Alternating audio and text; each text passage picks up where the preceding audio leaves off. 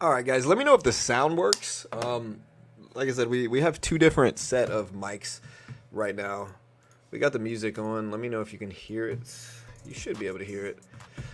Today we have Apple, Amazon, Meta earnings. So big day for stocks. Let's get everything rolling here.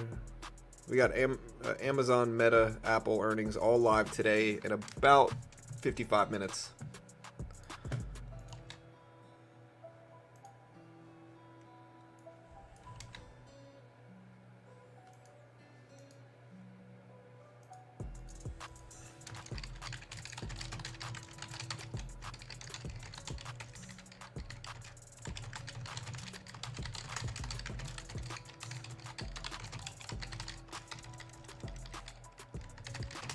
All right.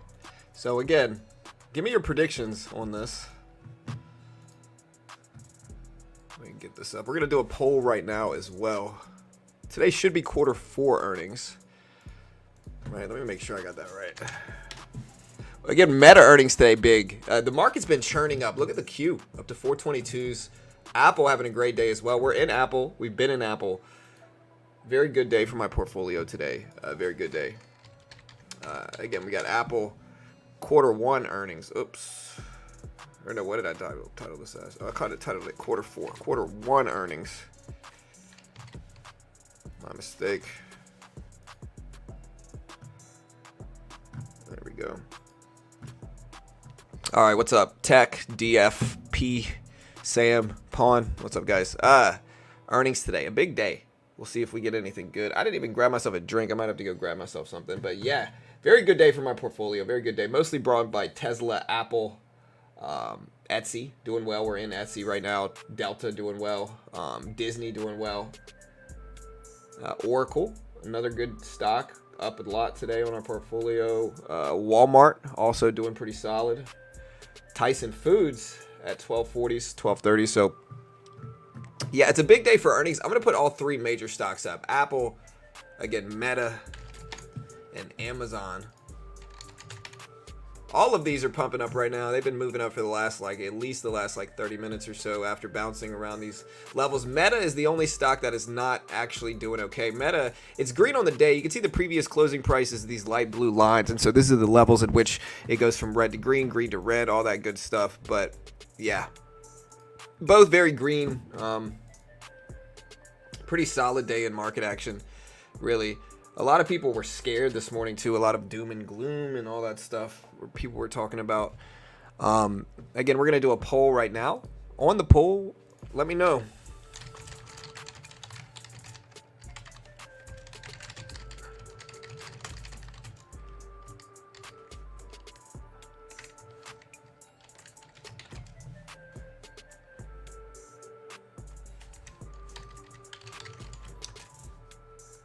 We're going to do a poll. Will Apple beat or miss? Vote on this poll. Let me know what you guys think.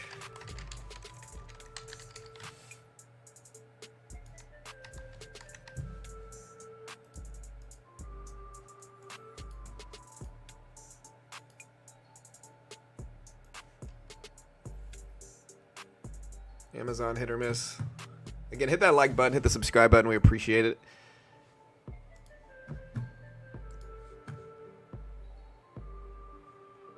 Red day, but a green day. What time is it in your area? I'm going to put a timer up. That way everybody knows what times this starts. This starts in about 51 and a half minutes. Here's the closing bell. A lot of stocks drop right at the closing bell. Looking at the numbers here, Apple specifically expecting for earnings today. Apple specifically expecting $2.09 per share EPS on 118 billion in sales. Again, so we'll put this up on screen. We'll put what all of them are expecting. Again, so Apple expecting 209 per share EPS, which is again profitability. 209 per share profitability on 118 billion in revenue.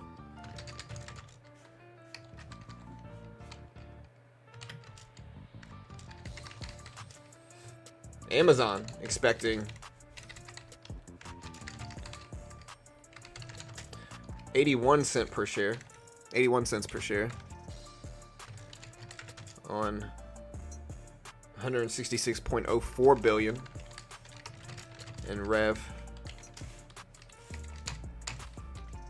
Meta is expecting $4.82 a share EPS on 38.82 billion in rev. Will these stocks beat or miss?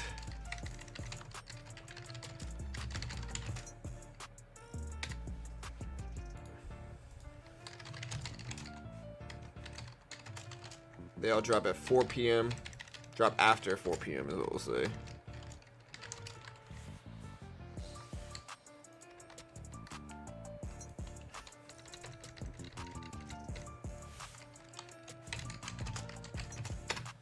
All right. So here's all of the expectations for today. Let me fix this a little bit. There we go. So yeah, these are all the expectations for today. Again, Aapl, I'm green on Aapl. I'm in Aapl. I've been in Aapl. I added on the dip as well. It's doing okay.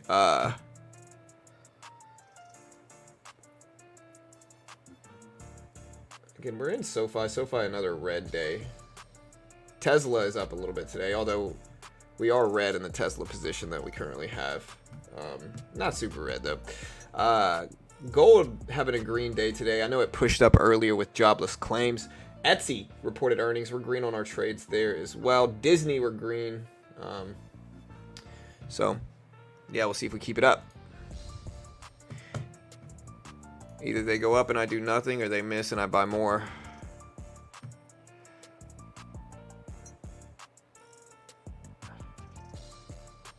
Who do you think has the biggest chance in the aftermarket? Meta, Amazon, or Apple? I really don't know. I think Apple's the largest weighted stock. So Apple's the number 1 weighted stock in the S&P. Or no, I think Apple's actually the number 2 now behind Microsoft. But point is, relative to Meta and Amazon, it's the most heavily weighted stock. It's got the biggest cap. It's basically the larger company versus Amazon and Meta. But Meta's got a lot of AI hype right now. It's been doing a lot of stuff in the background. What does 5 contracts on Top Step means? That means you can't trade more than 5 contracts at a time. So if I can't buy 6 contracts of a position. You have to understand how big of a position that is, though, Franny. Again, before we talk about any of this, remember, we're going to put our disclaimer up. Remember, I am terrible at this stuff and have no idea what I'm talking about. Good luck. Don't sue me. Here's CFTC Rule 4.41. Understand this rule. And remember, I never know what I'm talking about. Anyways, so yeah, you can only take 5 contracts max, but to explain how big that is, that's a lot. Like, that's a big contract. Like, taking 1 contract of the E-mini moves $12.50 a tick. You know, so like, if you have 5 contracts, you can lose thousands of dollars very quickly. And so yeah, I don't know anybody that needs more than 5 contracts really, unless you're taking a huge position, which again is up to the trader. I'm not judging, but yeah. Nvidia number 1 in market cap by year end. Maybe. I think it's possible. You know, I do think it's possible. I'm not sure if it's probable, but it might be. All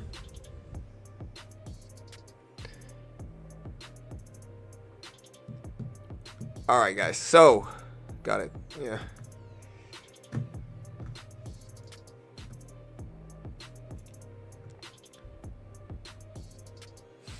Again, looking at our poll numbers. 51% think they're going to miss. 49% think they're going to beat. Again, you can kind of see Apple testing highs right now up to 186.60s. So it's trying to break highs. It's testing that high level now. Meta just recently pushed over the volume weighted average price. Amazon is testing highs, but it's still got a ways to go for sure. What's up, Matt? Franny? What's up, team? Let me know if the sound is good. The sound should be good. Like, we should be good in sound.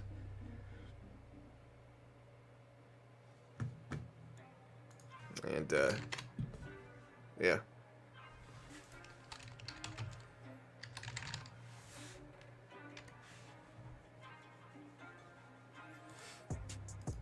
It's been a fun few weeks for my channel.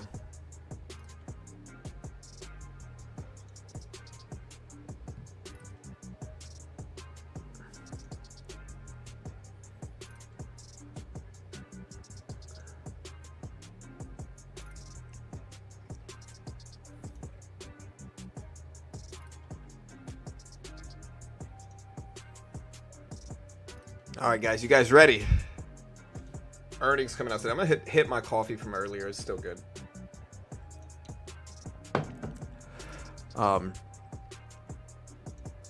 Yeah, you guys ready? Earnings, big boy earnings today too. Again, let's look at the graphs for these companies, shall we? All right, so let's look at Apple's graph. Here's the macro trends Apple EPS graph. Okay, so again, Apple slowing down, but still in a pretty solid growth trajectory. Here's quarterly. So today they are expecting for Apple, Apple's expecting 209 per share, 209, which is 1 cent under the largest quarter they've ever had in terms of EPS, right? The largest quarter they ever had was right here. It was 210 in EPS. This happened in December of 2021, at New Year's Eve on 2021. So yeah, so again, for this quarter, it happened this quarter, the fourth quarter of 2021. And so, yeah, if they have a possibility to break the record for their largest EPS quarter, because again, the expectation is 209. And so just to draw that relative to this, it's like right there, so they it's within the realm of possibility that it could break the previous largest one. And again, we'll see, we'll see. 209 is what they're expecting. In terms of revenue, let's take a look at that side as well.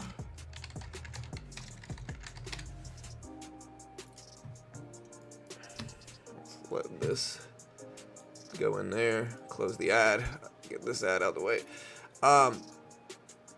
Again, we can take a look at this. Revenue wise, they're expecting 118 per share, which is not quite, this is the largest one ever. It was at 123, same quarter that it had such good EPS.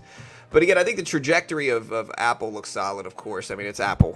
So the graph looks good. Again, we also have Meta earnings.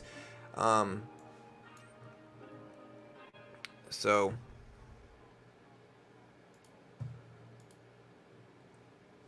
the more you know. Yeah. We'll see what happens here.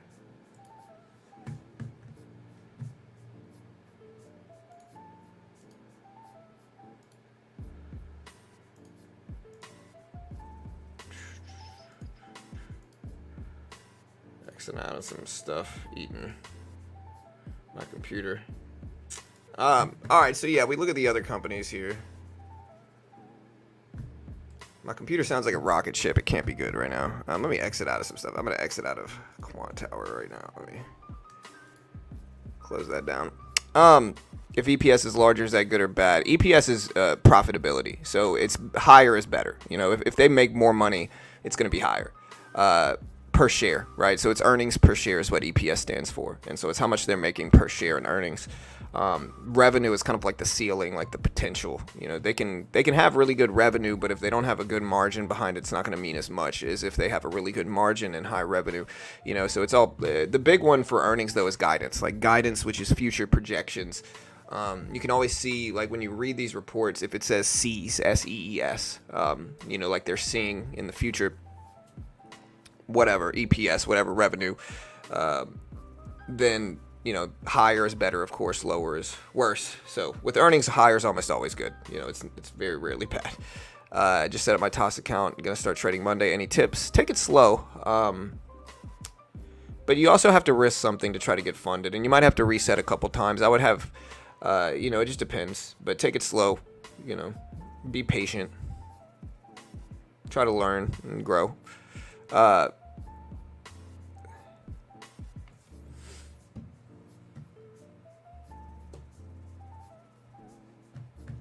right, so Apple's still up there at 186.70s. Meta is now down under the volume weighted average price. Amazon looking pretty strong still, breaking highs, churning up there. So Amazon's making some moves here. Let's put this right here. Apple's going up there too. Pretty solid day for stocks. Equities are very good. Index funds, the E-mini is pretty green today. Futures are green.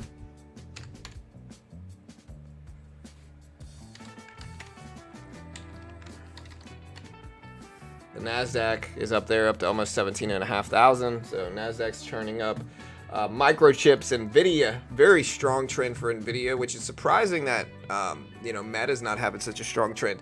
Again, here's Amazon, but look at Nvidia today. Nvidia is churning up to 630s. What's the lifetime high for Nvidia? It's around this. Yeah, 635 roughly is the lifetime high for Nvidia. So we're at 631. Still a ways, but still pretty strong chart, of course. Apple and Meta usually dump after earnings, correct? Yeah, so the schedule technically is this. Right, the technical schedule is this. Amazon's dropping at 4:30. Apple's dropping at 4:15. Meta's dropping Amazon is dropping right at 4 p.m. Meta's dropping at 4:15. Apple's dropping at 4:30. That's just when they're scheduled, though. Sometimes it's just kind of the Wild West. They'll release it whenever they release it after the close.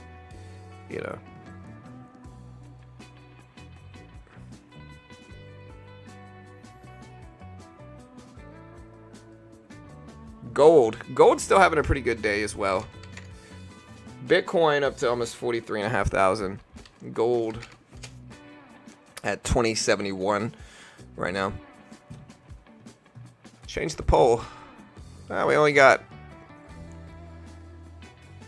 85 votes. We need a little bit more than that.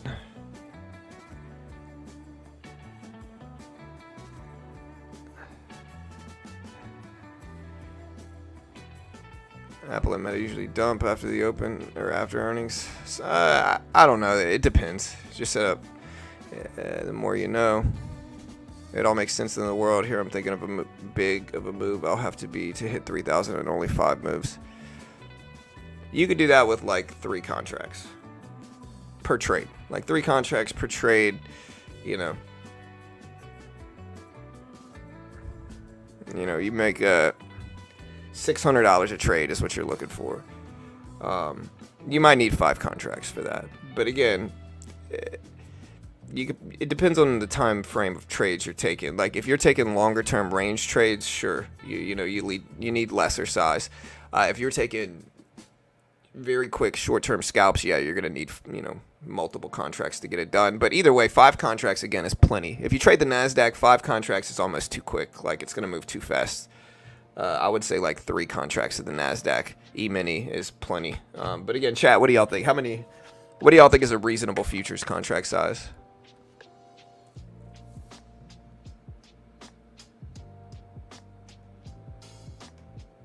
Time in the markets is greater than timing in the market, 100%. That's the biggest misconception I see people have in the stock market. Like people choose like ridiculous stances, in my opinion. They choose like long-term bearish predictions. They choose betting against bonds. Sometimes they choose just a lot of weird predictions. They bet against like some of the strongest companies in the world. And most of the time they lose, Market's going to move up most of the time. You can see it just reflected in my portfolio. Like, even some of these are investments. Some of these are shorter term. But, like, today we're up basically $240. We're green on the portfolio as a whole as well.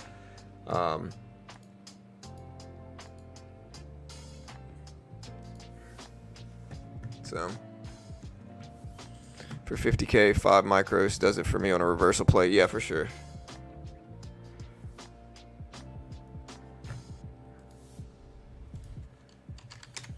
Let me do a poll on Twitter. I don't think I did one on Twitter yet.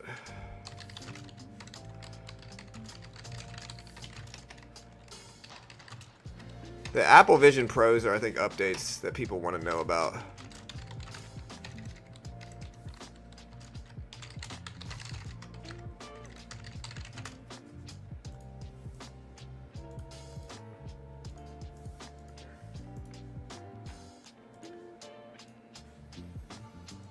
I'm going to do a poll on Twitter as well.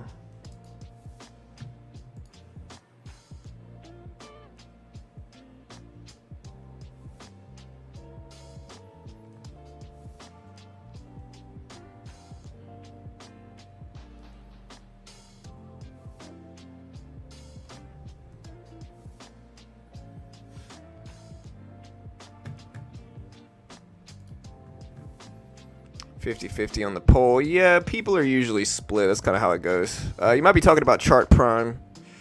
AB. Check the link in the description if you want to check it out. They're a sponsor of mine, though, so I'm biased. But pretty solid little tool, I think, in my opinion.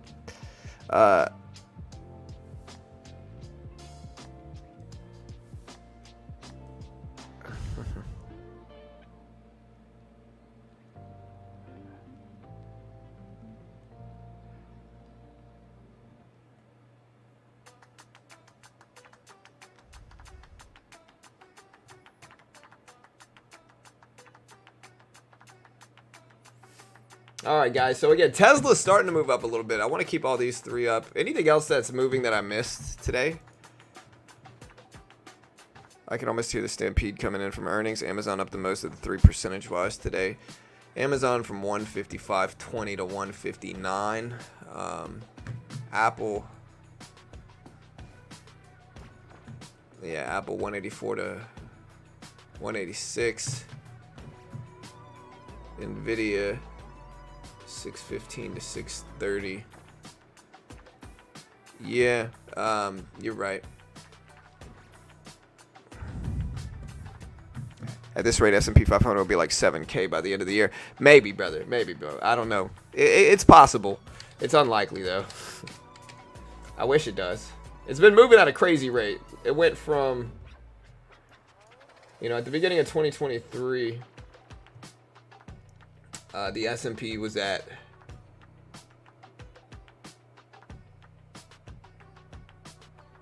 3,800. It's at about 5K. So it's again the S&P, I think, did 24% year over year.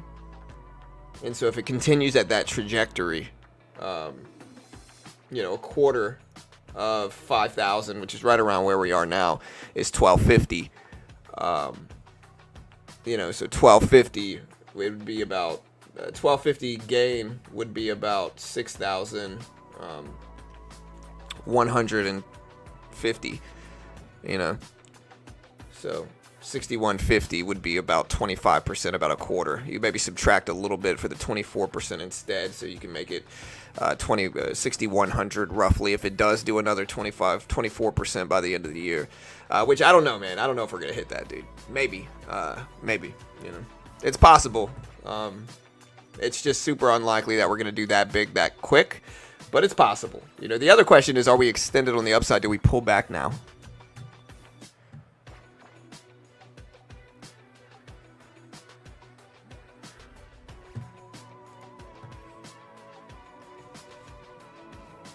I think my math was right, but yeah. Right here, Andrew, I'll give you the links to all of them right here. We'll cover all the results for all stocks. We're not just going to cover one stock. We're going to cover all of them live as soon as they come out. As soon as they drop, we'll report them. Apple meets, but we'll give weak guidance. Maybe.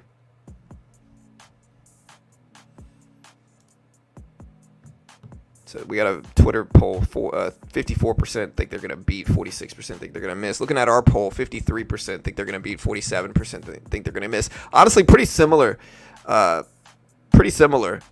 percentages.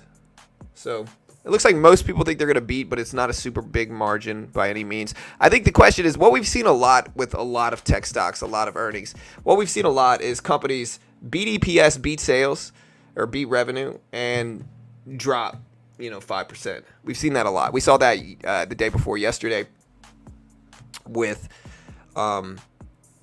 Google, AMD, and what was the other one? Google, AMD, and Microsoft earnings.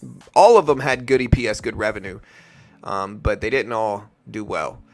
So they all had good EPS, good revenue, but they all dropped pretty decent percentages from it all. So I mean, it is what it is, but yeah.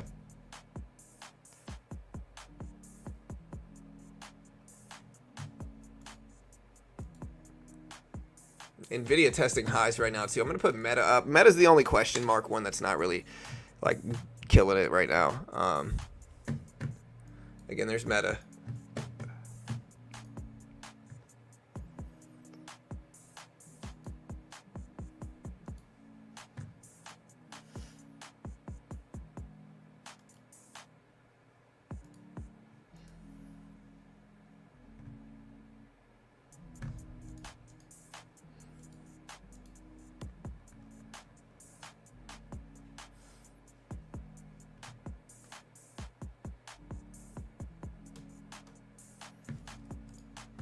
Yeah, it's called a bubble. Anyone trading since '90s has seen this before. Yeah, I mean, again, you could arguably look at the .com crash of 2000s and see what happens. But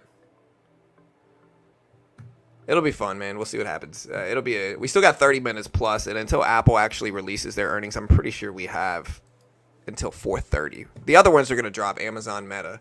Amazon's scheduled for right at 4 p.m., like right at the closing bell. Amazon's supposed to drop. And then Apple is at 4:15. Meta's at 4:15. Apple's at 4:30. But again, companies don't really follow that guideline. Most of the time, it's just randomly after the close.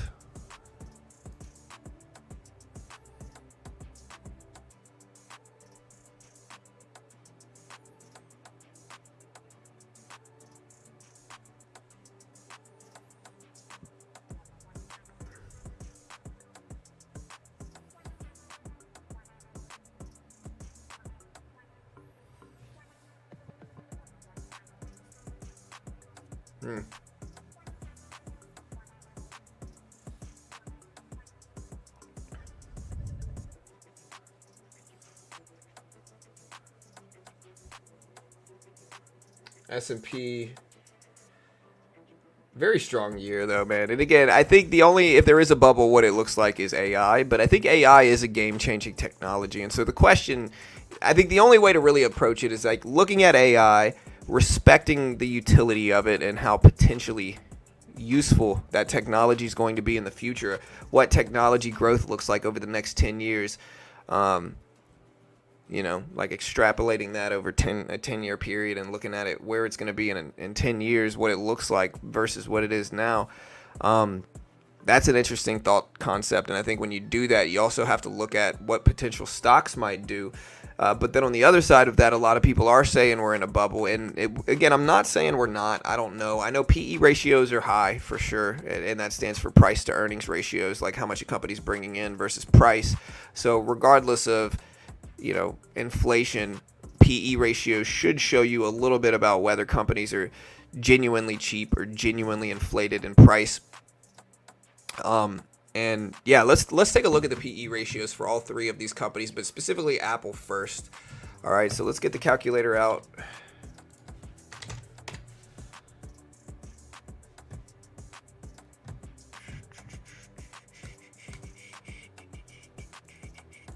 All right, so Apple.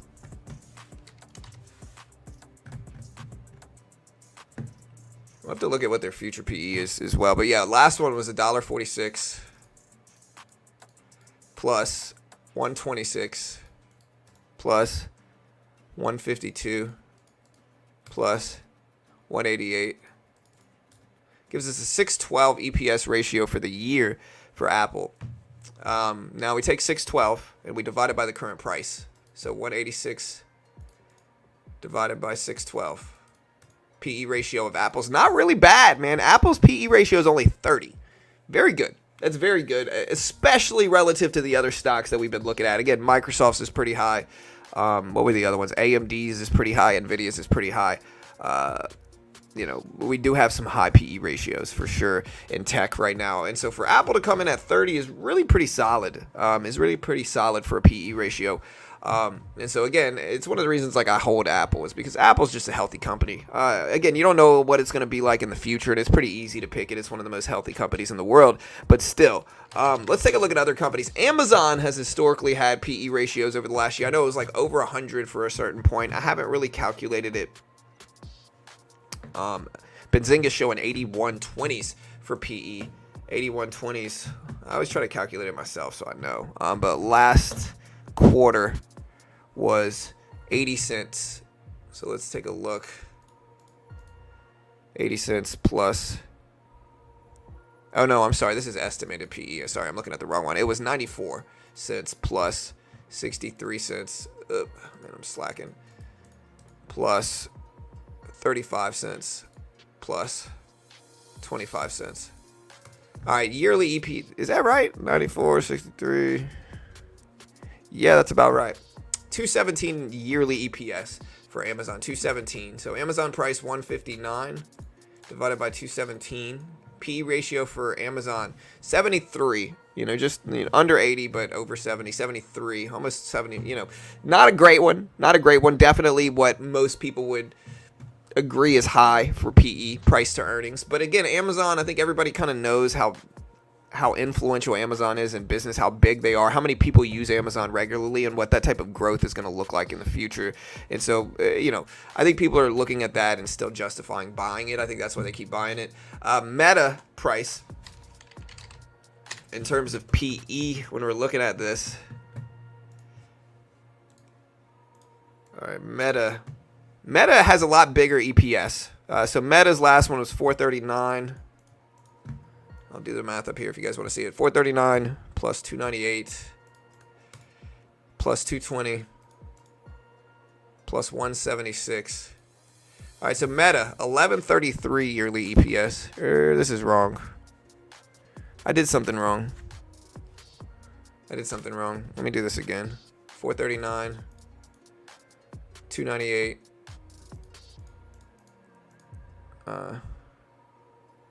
Or no, I guess that's right. Yeah. 220.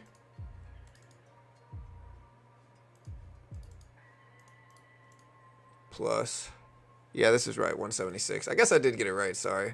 It seemed high to me. 1133. Meta's price is 396. All right, 34 PE ratio for Meta. So even with Meta's crazy rise, the earnings that it's been bringing in justify it to a certain extent. Not super high, not super high. So Apple and Meta, both pretty low PE companies. So how much they're bringing in versus the current valuation of the stock. I'm not telling you to buy anything. I don't know what you should do, but not bad. I can't really say it's bad. Relatively low PE. Which is good. The lower, the better for PE ratios. It means the more the price is justified. Let me check back up with the chat. I haven't looked at it in a minute. We got a lot of comments. What do you think about Meta? That's what happens today. 2 or 3 of the ones tonight on earnings calls. Why does the dollar index drop? Say no more interest rates in March. Potentially. S&P at 7K, end of the year means something's not right. Unlike the dot-com bubble, any company that said they had a website pumped up, but with AI, not every company can develop their own. True, but there's still arguably a bubble. I think a lot of people are going to say, yeah, but no revenue growth. For which one? For Apple? I think they could possibly have their highest quarterly revenue. They've had revenue growth. I mean, look, you could argue they're slowing down. Right, this is Apple revenue. So you could argue they're slowing down. And again, I understand that argument, I do, but that's a clean long-term chart. Pretty good gains. And if we come in as expected for revenue today, this is going to look like this, right? So Apple expecting 118 billion. Wait, let me see. Yeah, so Apple is expecting this, and they have the chance to have their highest revenue ever if they beat. So that's what Apple is expecting. So, I mean, I think you could say they've stagnated if we come in as expected here. I mean, you could argue that. I could see that chart-wise. But, again, I think PE ratio 30, pretty solid for companies right now in tech, especially. So, Amazon's starting to pull back a little bit chart-wise. We still got over 20 minutes before this report drops. So, stick around. Well, share buybacks are good. Apple year over year, 2 years back, buyback saves their EPS as well. Sure.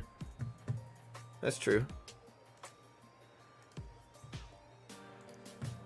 It's just better, okay, so just to give you some perspective here, let's take a look at, AMD. Right, so let's take a look at AMD's earnings. Let's see what their PE ratio is. I know we calculated it the other day. Amazon's is pretty high.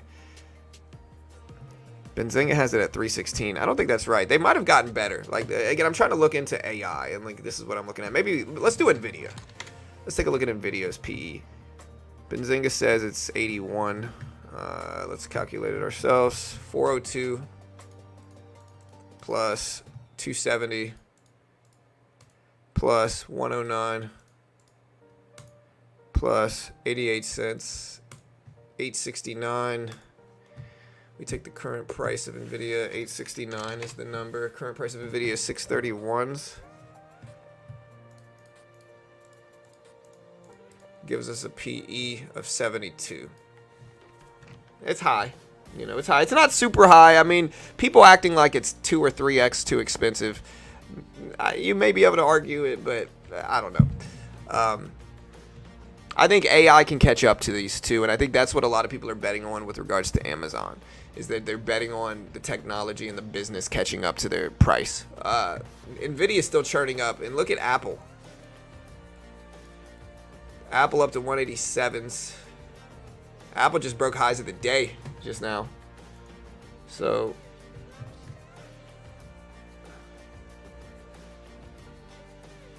Amazon announces Refus, a new generative AI-powered conversational shopping experience, launching beta today on February 1st.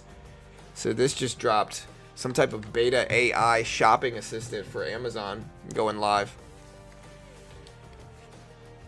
So they're all after the closing bell. G. I usually just pronounce people's first letter if I'm worried about I'm gonna mispronounce your name, brother. So, yeah. So they are all gonna be dropping after 4 p.m.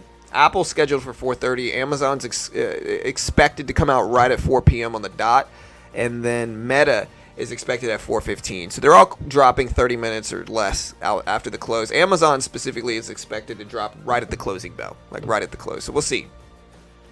Apple seems like it should be bearish, but the house always wins. Big money doesn't like big upsets to the status quo, and keeping Apple number one might provide some comfort in short term. Sure.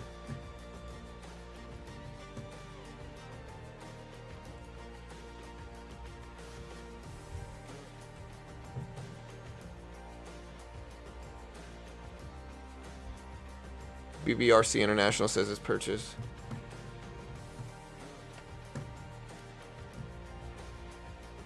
All right, guys, we still got 20 minutes. Tech and banks will follow suit. Yeah.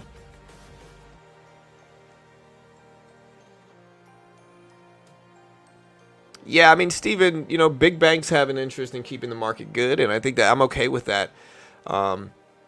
You know, they want the market to thrive just like we want the market to do well. And so because of that, markets are going to go up over time. I mean, inflation gets worse, but if you hedge it, which is what you're supposed to do with bonds, with the S&P 500, with real estate, with gold, you know, you hedge it with all those different things and you're going to keep up with inflation, which is the point. You're not going to lose as much money to inflation loss, like your dollar's getting devalued, because that's a normal thing. It's always happened. It'll continue to happen, and if you don't hedge your cash using investments with bonds, again, real estate, S&P 500, NASDAQ, Apple, whatever you want to use, you know, that's one of the reasons getting in the market is important for people, and I think you start to learn a lot about the market and the economy when you do. You have become my go-to guy for earnings and other important info. Thanks for having this. Hey, thanks, Tattoos and Bulldogs. I appreciate you, bro. How did everyone end up on their day today, green or red? I'm green in stocks. I think I'm red in futures. Very good day in stocks, though. A lot of stuff's ripping up. Tesla bouncing back a little bit. If we take a look at Tesla at 189s, almost 188.75, so it's been pushing up. Still kind of red since the opening bell, but technically green on the day. A good idea is to look at the trailing 12-month PE. Yeah, for sure. Hey, thank you, Liv. Tomorrow target for NVIDIA. It depends on what these earnings show up as. You know, these earnings reports, they're not just about one company.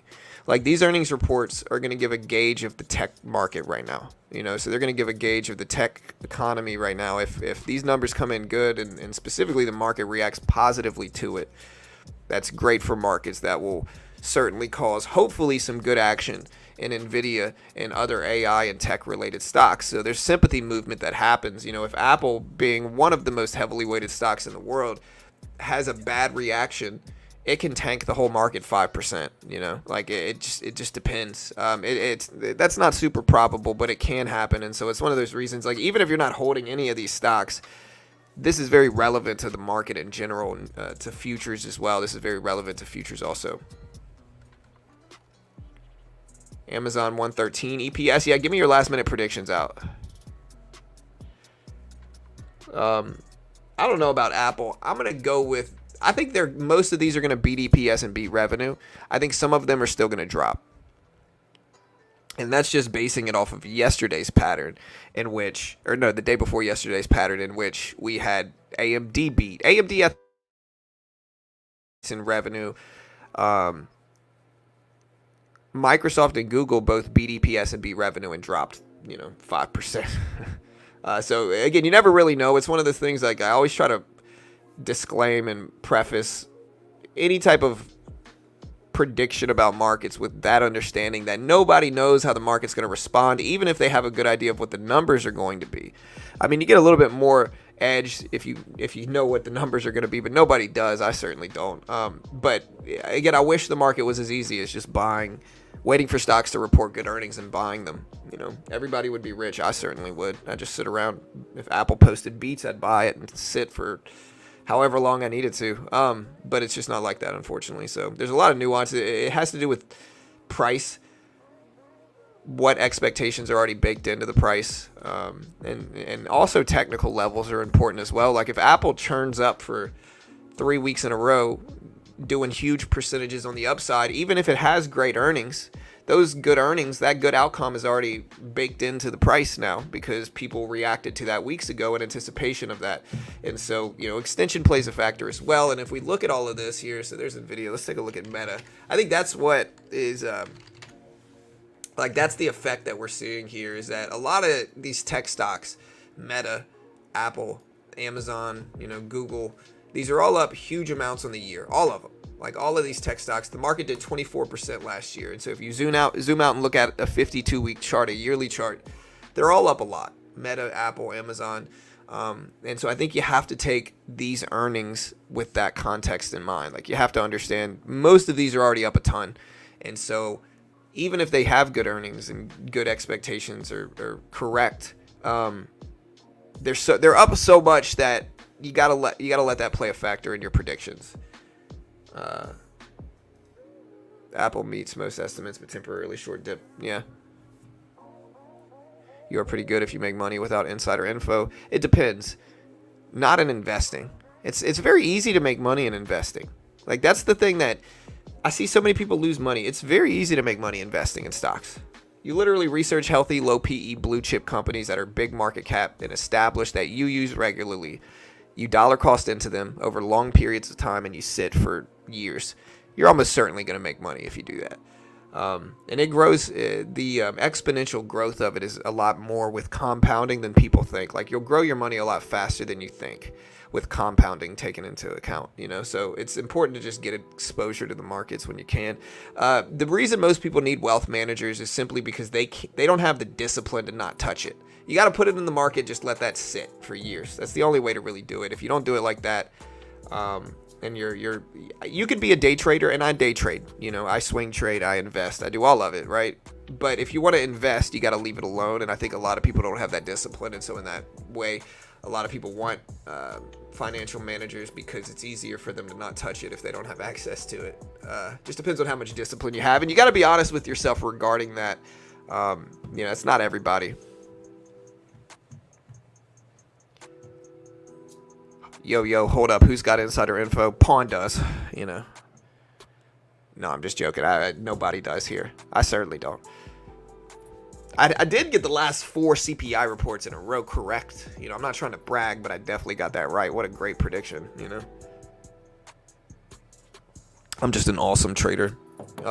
Yesterday marked the short-term market top. Today's earnings will accelerate the dip. Maybe. It's possible. It depends on if we get another day like Wednesday or another day like Tuesday in which we had good we had good outcomes for earnings but bad reactions to them. Top 3 for sure. Yeah, see that. Nvidia AMD is going to absolutely crater in the not too distant future. Maybe. I mean, they're not super extended PE wise. They could do better, of course, but again, the big thing about companies like this, especially these AI companies, again, I was skeptical of AI first, and I was convinced we were in a bubble a year ago, right? But what you start to notice when you cover all of these big earnings reports, right? What I started to notice, at least, is that a lot of the earnings are justifying the price of these companies. So like AI has been that influential over their bottom line that some of the price is justified. Again, you could look at Apple, you could look at Google. You know, these companies have pretty low PE ratios. They're not super high. And so they've been making a lot more money. A lot of them are rebounding from the pandemic in 2020 and all the other stuff that happened. And so that's only helping, I think, a lot of them. But maybe we're in a bubble, and we certainly could be, you know. Right, mate, should I buy Meta? I have no idea, bro. I don't know what you should do. Well, there's a lot of people that know their trades, Franny. There's a lot of websites and platforms that allow you to track that. You know, check them out. There's a bunch of good ones.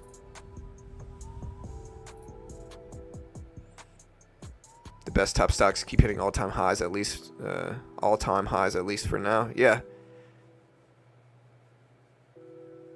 Yeah, you don't need to. I mean, they have software that tracks that, Franny, but you're also going to have free pages that allow you to see that stuff. Just Google's your friend. You know, Google's your friend. We got 10 minutes here, team. 10 minutes. I agree. AI is here to stay, but I think the other companies will catch up to NVIDIA and AMD and take market share growth there very soon. Maybe. Possible. We'll see. Again, hit that like button, hit the subscribe button. I appreciate the love. Thanks so much. Hey, should I buy Bitcoin if it goes to 10K? I don't know whether you should, but I probably would. But I don't know if you should or not. I don't know what Bitcoin's going to do. Not a crypto professional. Market's pulling back. Yeah, it's pulling back a little bit, but it's still testing highs. And so, Meta, Wayfair, smart glasses are cool. Yeah, they got a lot of cool, like, these glasses things coming out.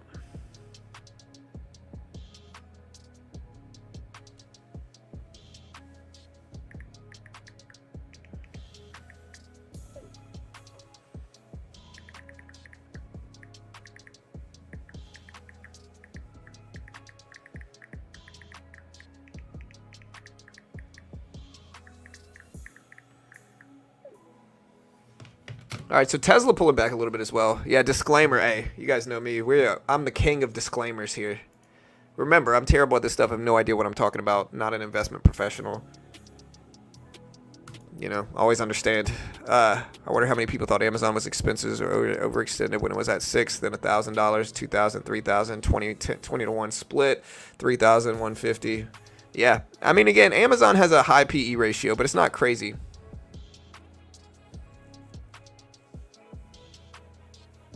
I never copied your prediction, Sam. Honestly, I never even saw your prediction. And the thing to understand, Sam, is this, man. You're seeing different latency. So you might call something out, and I might see it after I put out my prediction. Like, one of the things you realize running a stream is that people have different latency networks. Like, and I'm sure you understand this. But yeah, I'm certainly not copying you. I didn't know if you and I had the same predictions, the last ones. And again, I got completely lucky. It was pure luck. I don't think anybody is going to be able to really effectively guess those things with any edge. But yeah. Earnings leaked? Nah. Yeah, definitely top 3 at stealing other people's CPI predictions in the world right now. I saw news about insider selling in Meta. Do you think it's because bad upcoming earnings? I mean, it's possible. We don't really know, though. All right, guys, we still got 7 minutes here. Get ready.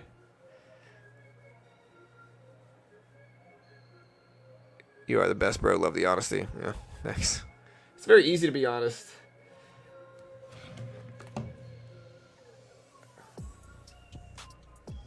It's very easy to be honest whenever you just tell people you have no idea what you're talking about, you know. It's a very weird dynamic, too, because it's like, hey, I have no idea what I'm talking about. And people are like, oh, John, thank you so much. It's like, you're welcome, you know. Tesla at 188.20s. Pulling back a little bit. Let's see if it holds.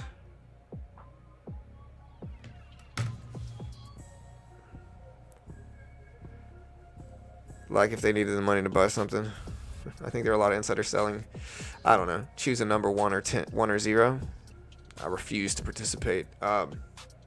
All right, guys. Hey, we got 5 minutes here. We got about 400 people here live. Again, slap that subscribe button, hit the like button. Again, so technically Amazon is scheduled to be released right at the closing bell. Like right at the close, Amazon is supposed to drop, right? 15 minutes after that, Meta is supposed to be released at 4:15. 15 minutes after that, Apple's supposed to be released at 4:30. But again, we really don't freaking know. We don't know what's going to happen, when they're going to drop. They could drop at 1 second after 4 o'clock. They could drop at 5 o'clock, really. And I've seen them do it. NVIDIA is kind of notorious for being this late. That late, but it's happened. Twitter is hilarious when that does happen, though, when they're super late. The memes come out. Meta falling, yeah, Meta dipping down. They're all pretty flat. Meta's right around where it opened today. And again, this is going to be a very common theme of earnings, where the big earnings come out, stocks are sideways and neutral in anticipation of it. I know this is not the same day. Apple and Amazon are ripping up, but still. You do see that a lot with big reports. Good luck on earnings, everybody. Yeah, y'all be safe. Plausible deniability. Definitely top 3 plausible deniability traders in the world. Plausibly deniable traders in the world. Why do you say you have no idea what you're talking about? It's kind of a running joke of my channel, I would say. I mean, it's true. I truly don't have any idea what I'm talking about. And it also makes me very protected liability-wise. But it's also a running joke. And so I use it for those two things. I use it to protect myself from liability, because traders are emotional and blame whomever they can. But I also am pretty sarcastic with it most of the time, too, if you're genuinely asking me why. If this is the first earnings since Amazon started offering the One Medical and Pharmacy, I think so, but I'll have to check. All right, 18, we got 3 minutes.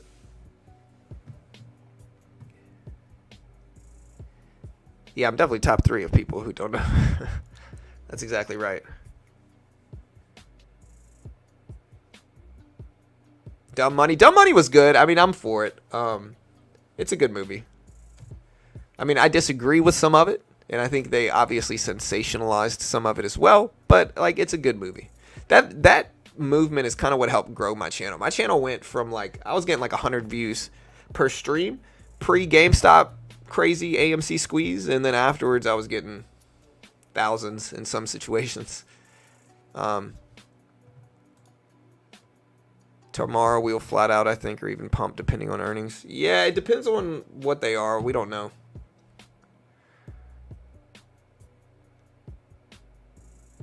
Amazon could rocket. It could.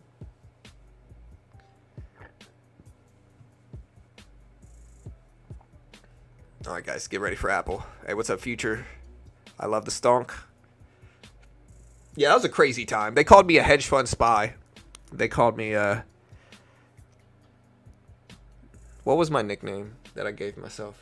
Big Papa Paper Hands, I think was my nickname. I can't remember what it was. It was something like that. Just like I am today, I'm a huge trading wimp. I have, I'll take 5 shares, make $10, and ride off into the sunset. We got 2 minutes here, team. 2 minutes. The actor in Dumb Money is good. Yeah, he's in a bunch of good stuff. He plays Pierre Bezukhov in War and Peace. There's a good series. It's really good. War and Peace is one of the best books ever written. But yeah, the same actor plays Pierre Bezukhov in War and Peace, the series. Really good. All right, guys. Hey, we got a minute and a half. Right, for sure, Sam.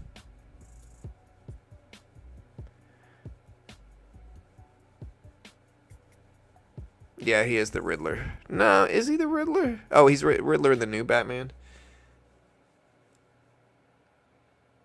For a while, I was thinking the other Jesse Heisenberg or whatever his name was. I was thinking of him, but that was the bad Batman movies. All right, guys. Hey, we got 1 minute left until the closing bell. Amazon at 159.15s. And so again, if you haven't already, subscribe, hit the notification bell. I appreciate it.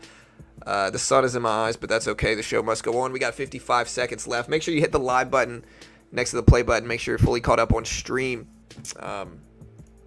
Remember, Amazon scheduled to drop right at the close for Amazon. Apple scheduled for 4:30. Meta scheduled for in between those at 4:15. puts giving. Bears are out. Hey, we got 30 seconds. 30 seconds. All right, so again, Amazon is the one scheduled to release pretty soon. I'm going to pause this timer. Amazon's the one scheduled to release pretty soon. It's the one on the left chart. It just recently broke highs. Meta's the weakest stock over the last 30 minutes or so. Amazon's the strongest. Apple's probably number 2, although they're both pretty good graphs and they look very similar to each other. All right, guys, here we go. 5 seconds. I'm going to throw this in sub-only mode as well. I don't think I have yet. How dare you not subscribe if you haven't yet. Ouch, man, that's loud. All right, there's the closing bell. Watch Amazon. Let's watch Apple. Let's watch Meta. Apple and Amazon look very similar to each other. Amazon's moving though. We are in sub-only mode. Announce yourself.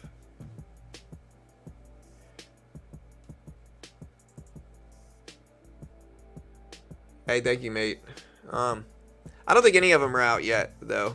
So we're still waiting for Amazon to drop. We'll see a pretty big candle when they do drop, though. But patiently sitting back waiting for this. Let me check Amazon, make sure there's no notifications here.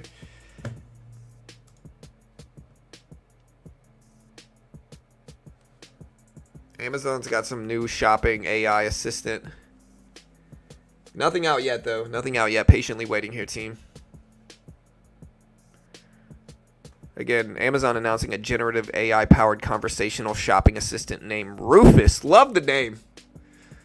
Oh, there's Amazon. Rip it up, guys. Up to 161.80s. 161.80s for Amazon. Looks like earnings are out. Looks like Apple's following it to a certain extent.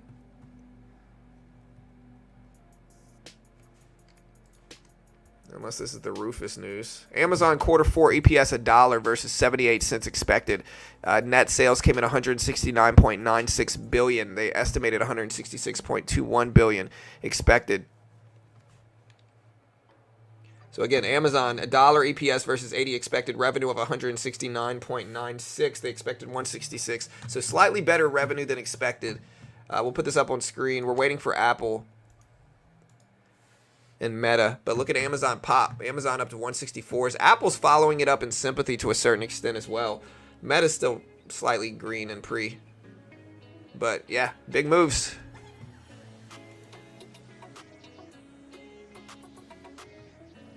Amazon's still breaking highs at 167.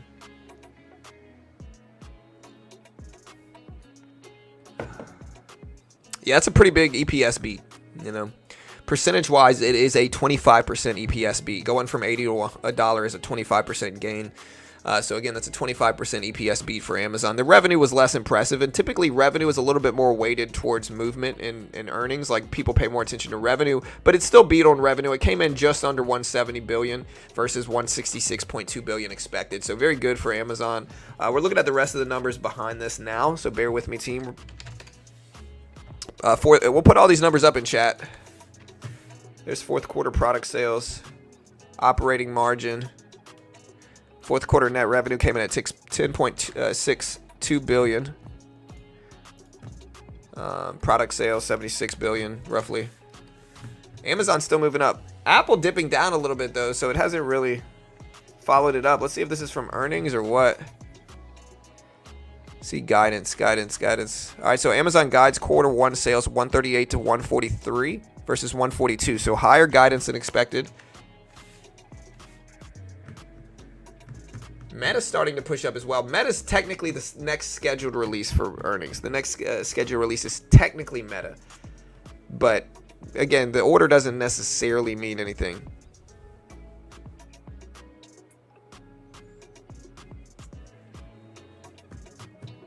Apple's still flat. Amazon North America segment sales increased 12% year over year. International segment sales increased 11%. Amazon Web Services segment increased 13%. Apple's technically scheduled to report at 4:30, so in 25 minutes or so. I'll put a timer up for when they're scheduled to drop, but who knows when they're actually going to come out.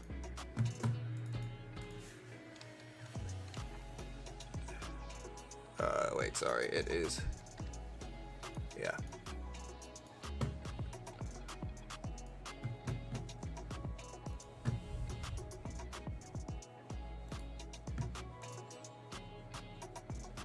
Apple doesn't report at 5. Apple's earnings call is at 5, Eric. So they're scheduled to report at 4:30.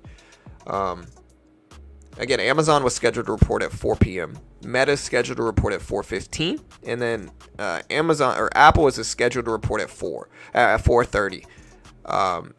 Their earnings call, Meta's earnings call is at 4:30. Amazon's earnings call is at 5. Or no, Amazon's earnings call is at 5:30, and Apple's earnings call is at 5. I think, right? All right, still moving up.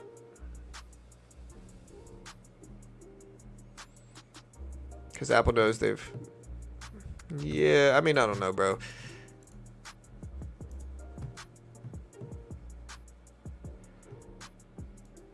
You know, every major earnings report, people say Apple's going to crash and burn, and it never does. It's a super healthy company.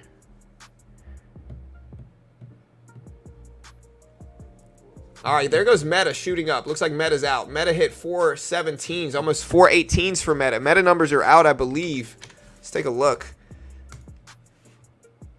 Meta beat EPS. Fourth quarter EPS was 533 versus 496 estimates. Quarter 4 revenue was 40.11 million versus 39.11 versus 39 expected. So higher than expected revenue, higher than expected EPS. Net income.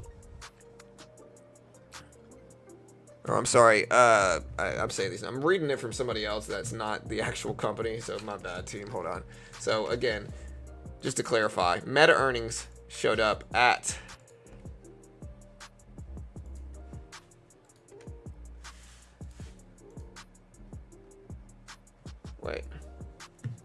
sorry.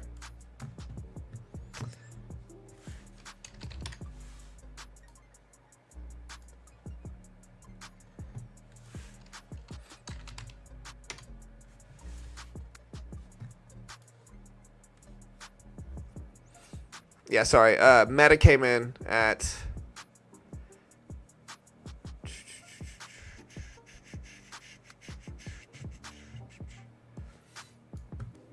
I'm trying to confirm these numbers I just reported were correct. They beat EPS, beat revenue. You look up Meta. Up to 425s. Yeah, so sorry. Meta came in at 533 EPS versus 495. Sales at 40.1 billion versus 39.17 billion expected, not million. So yeah, better than expected. Here's Meta Platforms numbers there.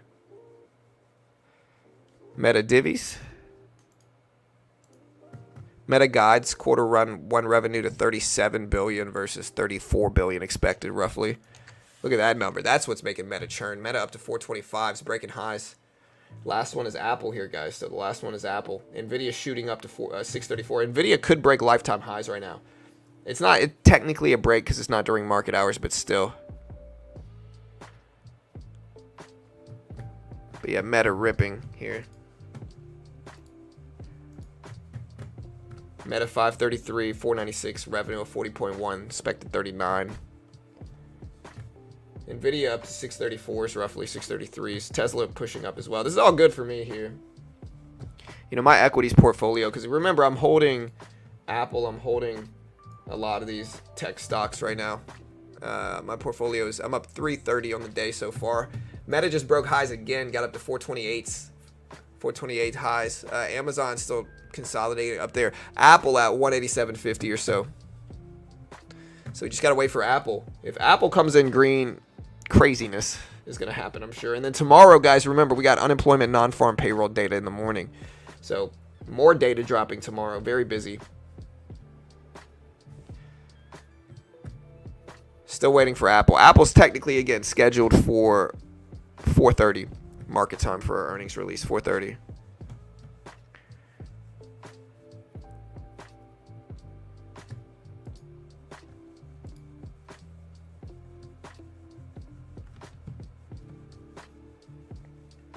All right, guys, Meta at 430s here, still churning up. Look at the Meta chart.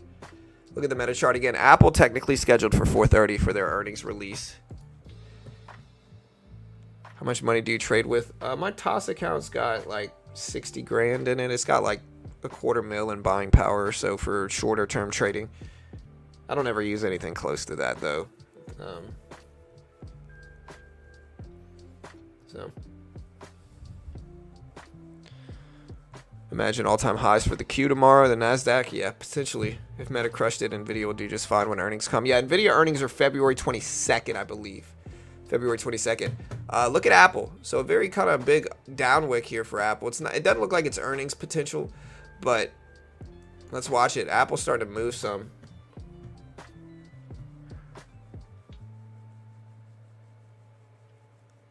Again, Apple at 186.50s.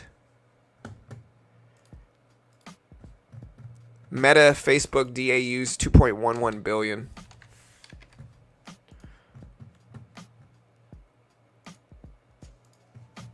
Meta daily active users in quarter 4 2.11 billion versus alpha consensus estimate of 2.01. So high daily active users. Meta board initiates quarterly dividend of 50 cents a share. Meta broke highs again, almost up to 436s right now, 436s.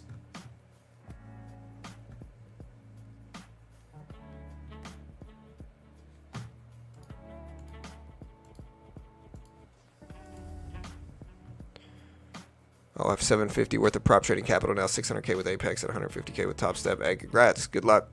Hope you make some money, bro.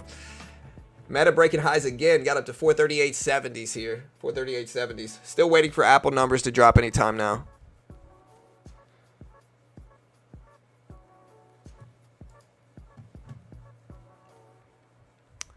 Apple numbers, remember, drop at 4:30 or are scheduled for 4:30.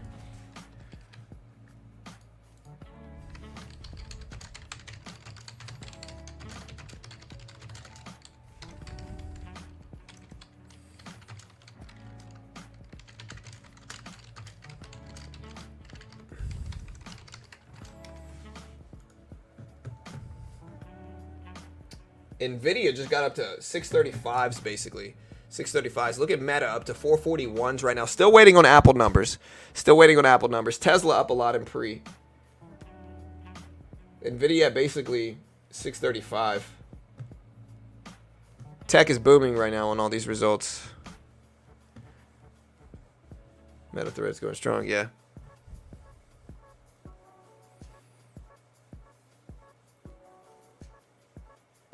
Again, NVIDIA at 635. NVIDIA almost up to 636 right now. That's well over the previous lifetime high.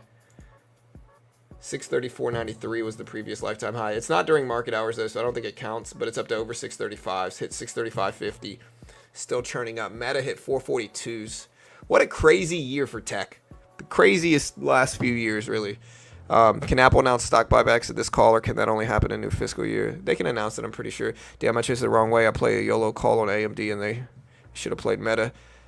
440 and still rising, yeah, for sure. I won't be surprised if Apple misses or kisses estimates. Boycotted. Super micro lifetime high near 600. Yeah, super micro semiconductors almost up to 598 right now.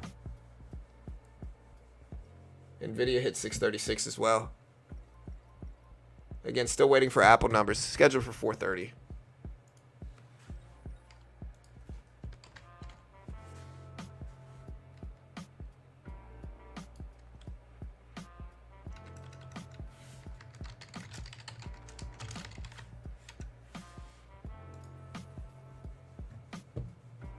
All right, guys.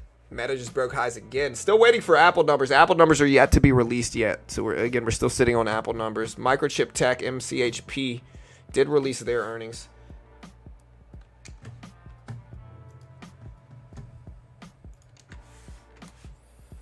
Again, you can see Microchip Tech. Put those numbers up on screen.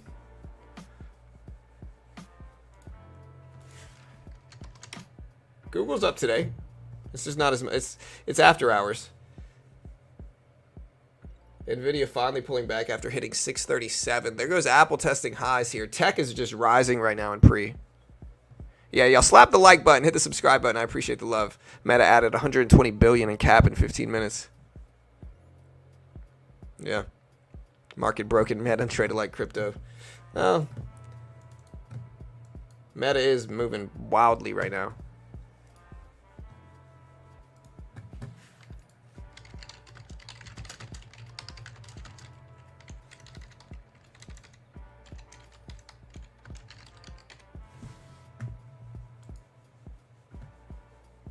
Again, 4:30 is when Apple numbers are scheduled to release. Still waiting here, guys. We got about 14 minutes, you can see on the timer.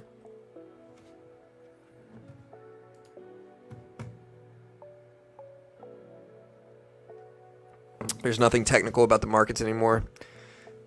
I mean, guys, listen.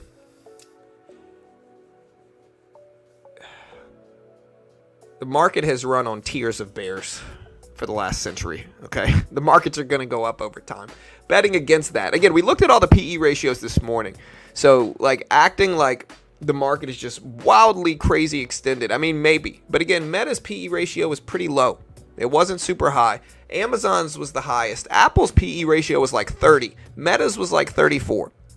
And so it's not super high. So what that means is the price to earnings ratio is low, meaning the company is justified to a certain extent in price, brother. All right. I know y'all might bet against these stocks. I've said it once. I'll say it again. You can try to bet against these stocks, but these are the healthiest companies in the world, you know. And the market, prior to the last month and a half, the market had not touched lifetime highs in years. In years. It's not like we're just so crazy extended like we've been, you know, pushing up for years. We had a pretty major correction in a bear year less than 3 years ago. You know, the market long term is going to move up. That's the natural state of it. Like, that's what the market does. It moves up over time. It combats inflation because inflation causes the dollar to be devalued over time. That's normal.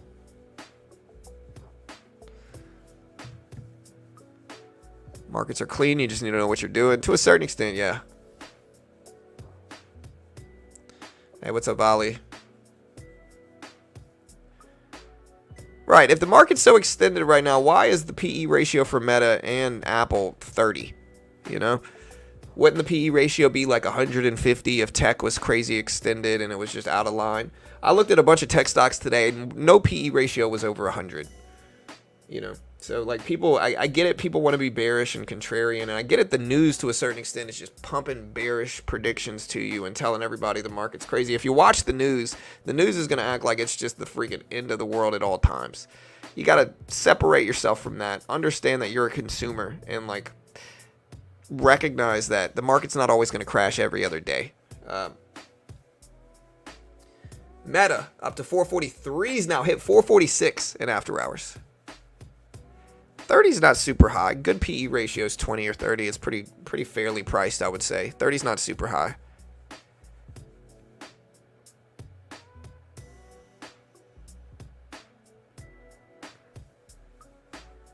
No. PE, like, ideally you want like a 15 PE ratio, right? But that's not always feasible. And I think in tech, having PE ratios right now in tech of 30 or less is good. Around 30 at least. PE ratio is not the only thing to look at when justifying if something is overpriced. I mean, it's the price to earnings ratio. It's how much the company's bringing in versus what their current price is right now. Right? I'm not saying it's the end all be all, but what I'm trying to say is that, like, these companies are justifying their price to a certain extent with how much money they're bringing in. Right? We can say they're overvalued, sure, but you got to give me more of a reason behind that than the news told me the market was bad right now. You know what I mean? Like, I'm not saying you're wrong. Maybe we are extended on the upside. Again, it's certainly possible. I think the market's pushed up a lot over the last few years, and we could pull back some. But it doesn't mean we're going to crash or have some parabolic downfall of markets. That's not as common as people think it is.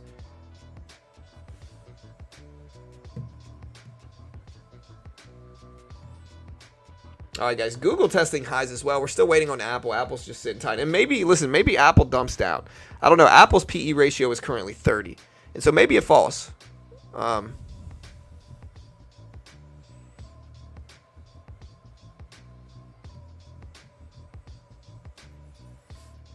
Yeah, sure. I mean, you certainly can't have infinite growth. I'm not saying you can. What I'm saying is that the earnings are somewhat justifying the price. You know. Now, there's other nuances to it, and I get people have bet against the market, but, like, maybe y'all are right. I don't know. Yeah, Nvidia broke lifetime highs. It's pulling back some now.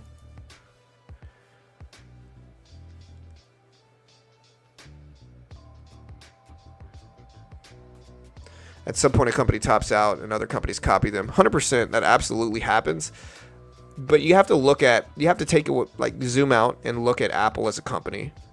What is the probability that another company is going to come eat Apple's lunch? I don't think it's very high. You know, I have a 14-year-old daughter. I could buy my daughter a Samsung Z Fold, literally one of the cooler phones out there. And I've always been a Samsung guy, right? I could buy my daughter a phone like that, and she wouldn't use it. She would refuse to use it. So young people love Apple. Apple's been very smart designing a culture where you got to have the cool thing, which is Apple. And I think Apple's going to be fine long term. I think that's pretty obvious. But maybe I'm not. Maybe I'm not right. Maybe I'm wrong. All right, guys, look at Amazon. Still testing highs up there. Amazon's had a pretty high PE ratio. If you want to talk about extension, maybe Amazon, you could argue it. Its PE ratio is in like 70s, I think. But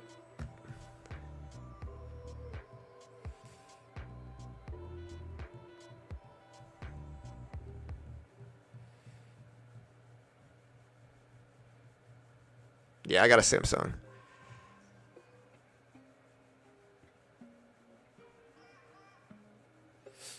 Young people love MySpace too. Yeah, but I mean, again, like bringing up MySpace like it was some legacy company that was around for 30 years is not accurate, man. Again, MySpace had what, a 5-year lifespan? You know, we're not talking about MySpace, brother. We're talking about Apple. It's been around for 50 years, dude. Longer than that. It's probably been around for what? Yeah, 50 years. So, I mean, listen, y'all can bet against these companies. That's fine. Again, I'm not shorting them, you know. And I'm long in some of them. I'm not short. I'm certainly not going to short them. Again, maybe I'm wrong. Maybe we do crash, right? I don't know. All right, guys. Hey, we got 9 minutes here. 9 minutes.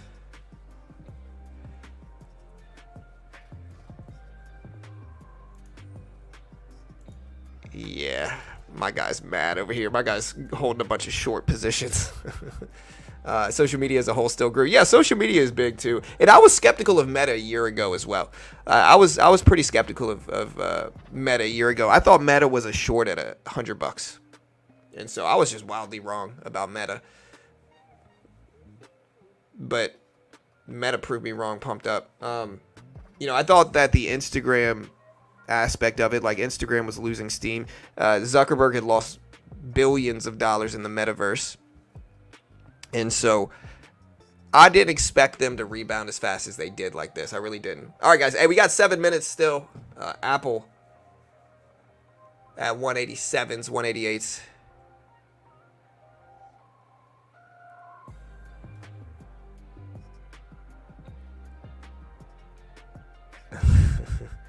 Bears get so bad. Listen, I could literally say, hey, I have no idea what's going to happen. The stock might go, we might crash tomorrow. I have no idea. People are still going to get mad at me if I think Apple's a strong stock. Hey, we got 7 minutes. Jeff Bezos surpassed Elon to become the second richest man. Where's Bernard Arnault out in there? He's, what is he, like the 4th or 5th right now?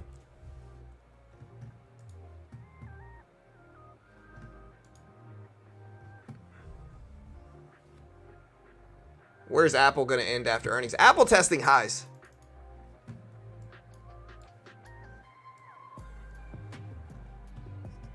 He's number 1 right now. I don't think Bernard Arnault's number 1 richest man in the world. I thought Elon surpassed him, but that was before they had the buyback the pay package rejected a couple days ago. Oh, dude, we all remember E-Bombs World. I don't remember the YouTube. I remember the website that had funny videos. Too many iPhone fans renew every year. Yeah, I mean, it's just a strong company. Again, I haven't heard one argument about how Apple's not going to be successful in 10 years. Again, maybe it is. I don't know. Apple up there, though. Apple at 188.60s. So Apple's breaking highs. I still don't see the earnings actually out yet, though.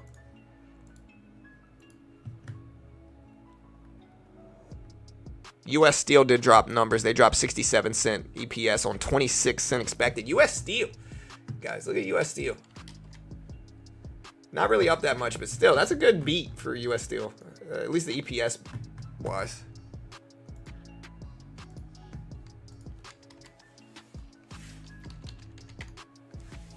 Apple's still moving up here, team. We got 6 minutes here, team. 6 minutes until we're technically scheduled to release. Apple needs to drop. Glad I didn't express my personal meta hate in the market. Yeah, I mean, I might like or dislike specific heads of companies, but I very, very rarely bet against the strongest companies in the world. I think that's a silly idea. I think the people that do on a longer term basis are usually talked into it by the news or whomever. I think that you could take short-term bets, and that's fine, and I'm not even judging you for that. There's some people I'm sure that can get into really solid short-term bets against these companies, but for me, I'm just not. It's not me, you know. I tried to do that, I would just lose and get frustrated, and you know.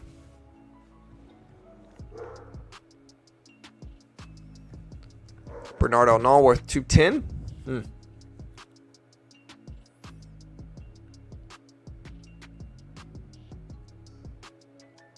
All right, guys. We got 4 minutes left for Apple, unless they release early. Let's take a look at Meta to see what they're doing.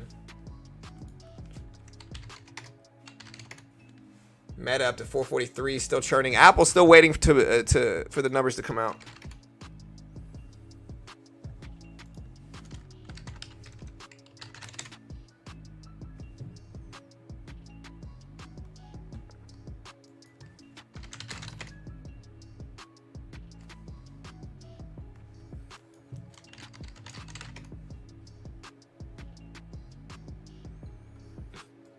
All right, guys. You guys ready? There's Meta breaking highs.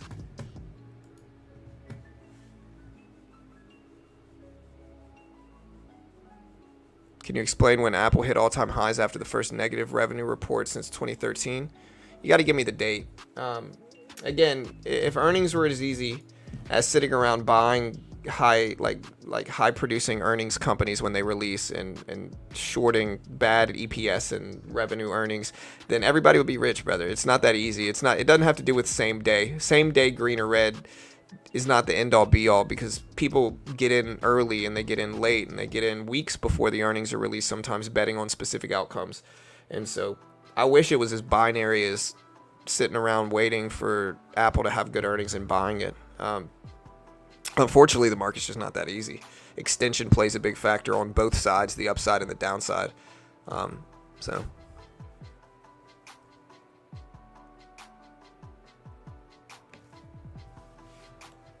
post the Apple expected on the screen. Apple expected numbers are right here.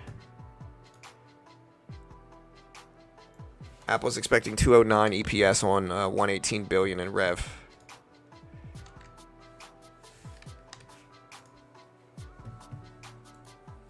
Two minutes here, team. Apple with a big red candle. I don't think it's from earnings yet, but still, let's wait. Meta notes FTC is seeking to substantially modify consent order on Meta, and if contesting unsuccessful, this could impose additional restrictions on its ability to operate and would adversely impact its business.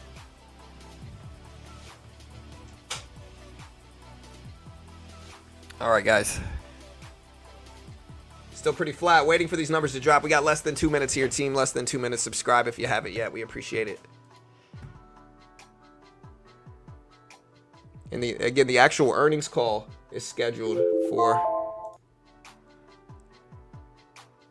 right, we got a minute and a half. A minute and a half. Remember, the actual earnings call is scheduled for 5 o'clock on Apple. 5 o'clock on Apple.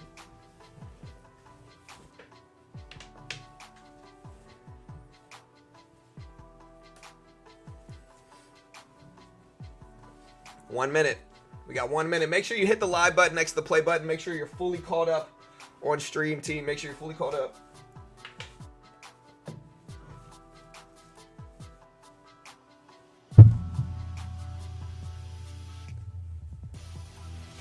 Here we go. Gonna be a glorious Friday.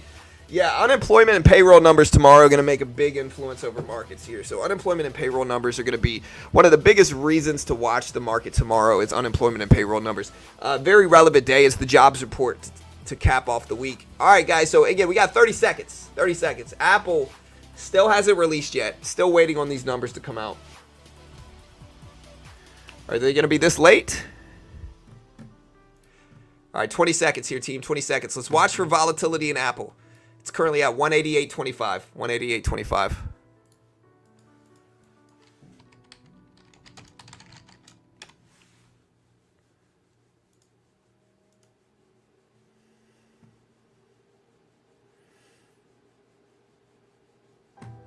All right, so there goes Apple shooting up to 190 plus. 191s for a split second. This is a small move. Yeah, there's the pullback at 187s. 187s back up to 190, back down to 189. Let's see what the numbers actually showed up as for Apple. Apple numbers are out. They did report. Apple posted a quarterly EPS per diluted share of 218, up 16% year over year. They initially expected 209. They posted 218 EPS. Revenue of 119.6 billion. They expected 118, so slight beats for Apple. It wasn't a huge beat. It was a slight beat for both. EPS slightly higher than expected. Revenue slightly higher than expected at 119.5 versus 118 expected for revenue. EPS came in at 218 versus 210. Mostly a flat reaction here. We haven't really got much. We're retracing some. And again, we're going to put this up on screen. But mostly a flat reaction. There's the numbers right there. So again, Apple's starting to finally come back down a little bit after these reports. Again, 209 EPS on 118 billion in revenue. Or no, I'm sorry. I think I got this wrong. Let me see. 218 is what the numbers were. Sorry, here's the numbers. 218 versus 210. Revenue of 119.58 versus 117.91 expected. So slight beats, but again, they haven't really moved much at all. They're still green on the day, and so they're down a little bit.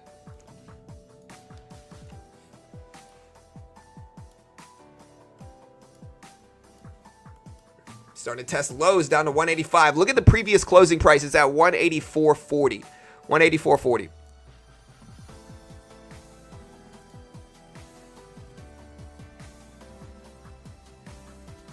Technically a hat trick. Yeah, they all beat, but Apple hasn't reacted positively. Look at Meta, though. One of the things that might prop Apple up today, even if it's weaker than this, is tech strength, right? Like, look at Meta. Meta going up to almost 450s. Right now, almost 450s. Nvidia churning up higher. Google is green on the day. Like, a lot of stuff is green in after hours, and so that might help Apple do better, even if the market wanted it to initially go down. So that's a nuance of it you want to pay attention to. Now, Apple's still at the volume-weighted average price, and the earnings call for Apple starts at 5 p.m.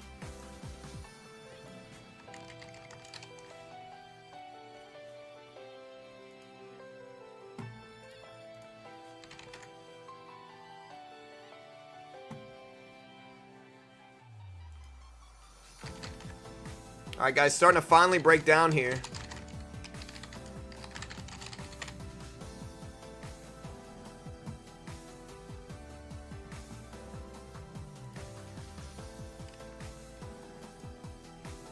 All right, guys, so now we got the earnings call starting pretty soon.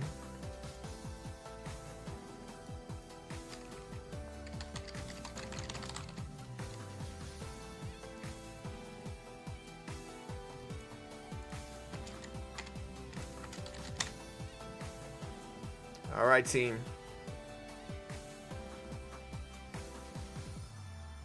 The Q4 earnings call for Apple. Apple technically red on the day now. Most tech is green, but Apple, with the second heavily weighted stock in the market, is now down to 184. It's technically green. The previous closing price was 184.40. It opened the day at 184.40. It's now at 184. Technically red on the day here, team.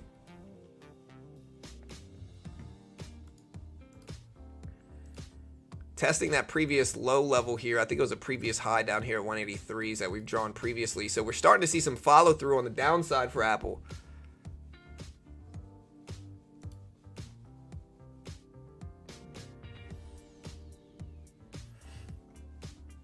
All right, testing that 183 level that we drew. Look at the bounce right off of it. Let's see if we bounce back up. The previous closing price is wedged right between it now, though. So the previous closing price is wedged there. Let's see if it breaks down, holds what it does. Apple beats. Yeah, Apple beat EPS, beat revenue, but it was only slight. It's not like compared to Meta or Amazon, which did much better than expected and had a bunch of better news come out. It's doing better. Meta looking like it'll touch 500 before close. Nah, it's too far. I mean, it might go up more, but I doubt it's going to hit that.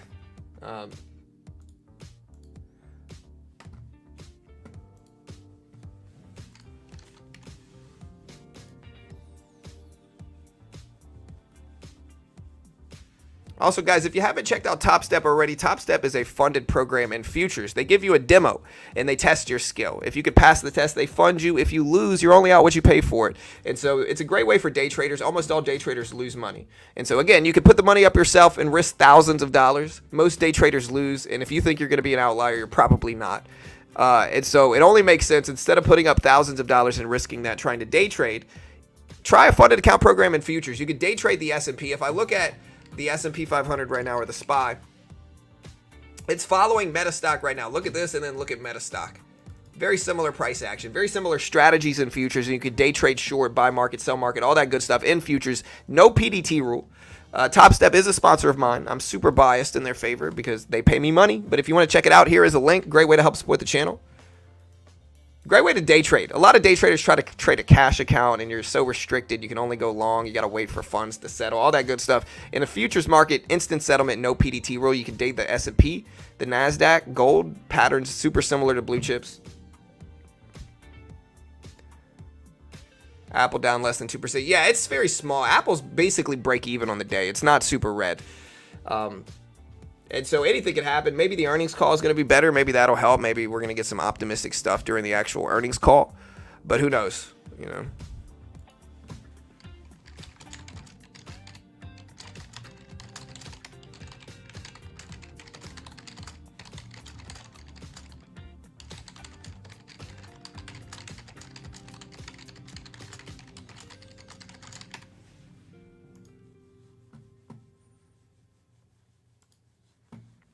Yeah, all I have to do is mention AI and they'll be fine. Do you think Apple will hit 176? I mean, I think it could.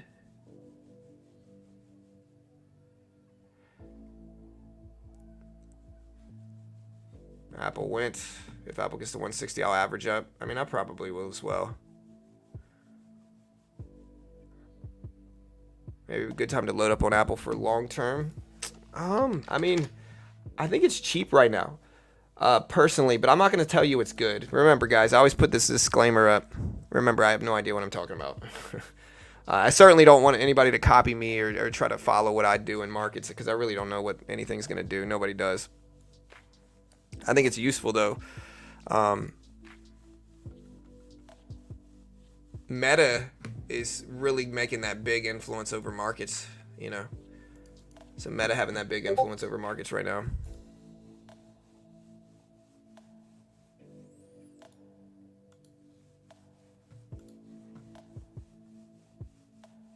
Last call I made in Apple lost 9K. Oh.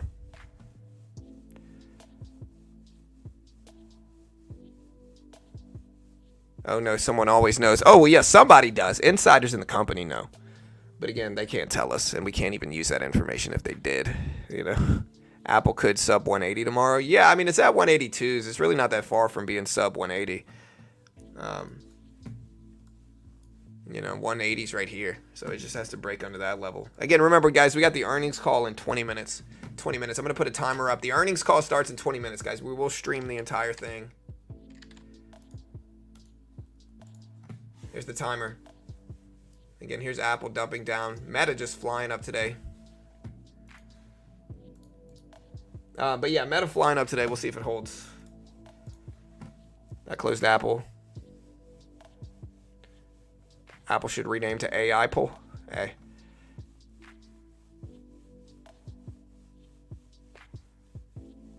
Yeah, I mean, good luck with that, bro. I don't want the SEC smoke, dude. I'm good. Apple beat. Yeah, they did. Apple beat. Again, I told you guys what would happen probably. This was my guess earlier, if you guys remember my guess. And I was wrong about Meta and SPY. Or I'm sorry, I was wrong about Meta and Amazon because, Again, Amazon came out with like this AI assistant announcement and stuff like that, helping it.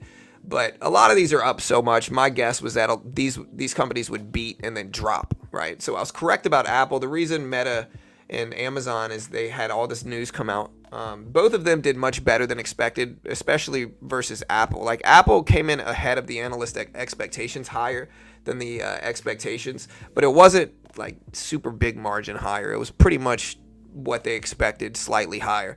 That's why Apple's responding in this way. And again, Apple's not like parabolically down or anything. It's just not like that. Apple is down slightly from it, and you can see again the previous closing price, light blue line. You can see it's right around that spot right now. So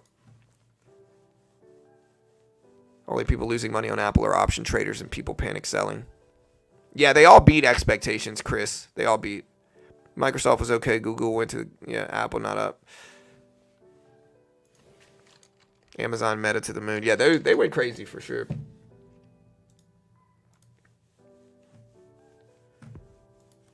Still got some time here, guys. And again, the actual earnings call for Apple starts soon. I'll be right back, guys. I'll be right back. I got to go grab a soda, and I'll be right back. While I'm gone, let's do a competition here. Let's do a competition. If I take less than 45 seconds to do what I got to do, I got to respond to only one name. Y'all can come up with a name. Y'all can vote on it. All right, so Apple started to bounce. It's at 183. I'm going to put a timer up. Amazon just broke highs again. Amazon just broke highs again. All right, so I got to be back before 18 minutes.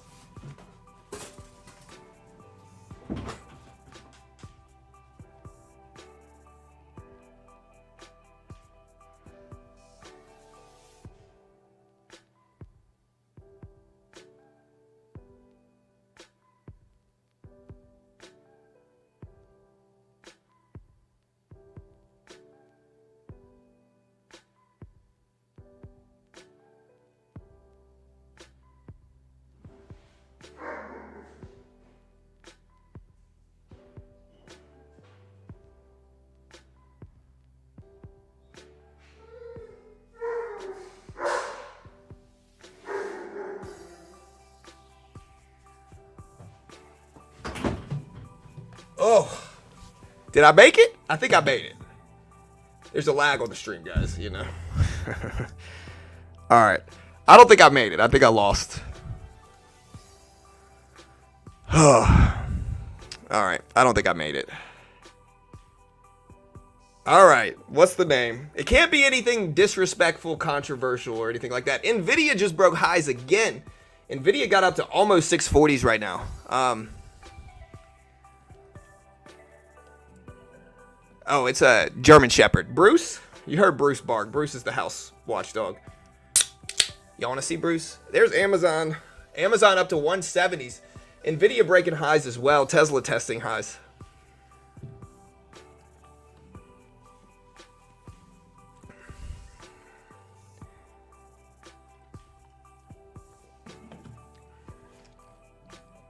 All right. 15 seconds. Or I missed it by like, what, 10 seconds? Amazon up to 171s, man. Look at tech. Dude, tech is going crazy today. Nvidia PE over 80 with strong revenue growth. Is it? That's bad. High PE is bad. But it could be growth signaling.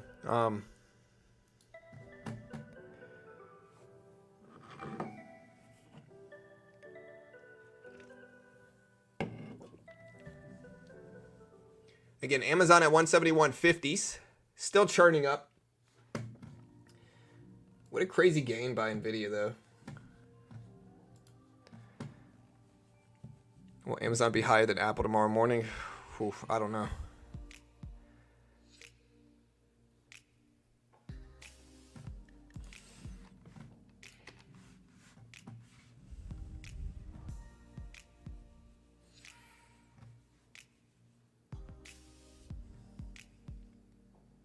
All right, Google at 143, still bouncing back. Tesla breaking highs of the day, or trying here as well with all this tech growth. Again, the Apple earnings call. We're going to put a poll up, or not a poll.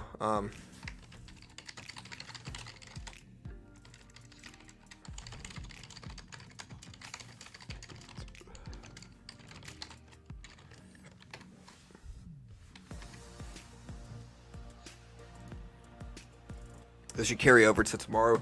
Again, somebody was talking about NVIDIA PE. Let's take a look. I got NVIDIA's chart up right now. NVIDIA, I calculated it earlier. Somebody saying it's over 80 now. What's the EPS today for, or no, NVIDIA didn't drop. NVIDIA EPS was like 72, I think, when I calculated it. I'll have to recalculate some of these PE ratios, specifically Amazon's, and see if Amazon's is a little bit better. Okay, so we did have Amazon's numbers. Let's see if Amazon's PE ratio is better now. All right, so again, Amazon came in today at $1 EPS. 1 plus 0.94 plus 0.63 plus 0.35. 292 divided by 171.50.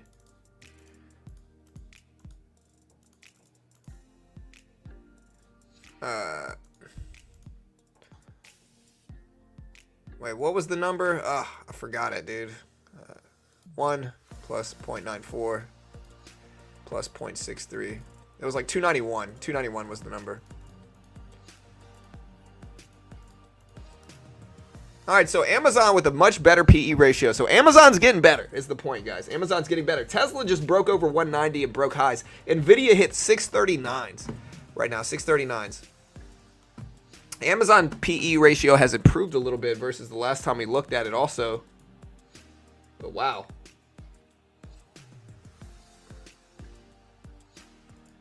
Tesla up to 190 plus. Where do you get the 8124 NVIDIA number, Daphne? Are you looking at forward PE or just regular PE over the last year like I am? I use forward PE. Okay. I mean, I'm using regular PE, but I mean, I understand. Amazon charts this left chart right here. Apple charts basically completely flat on the day.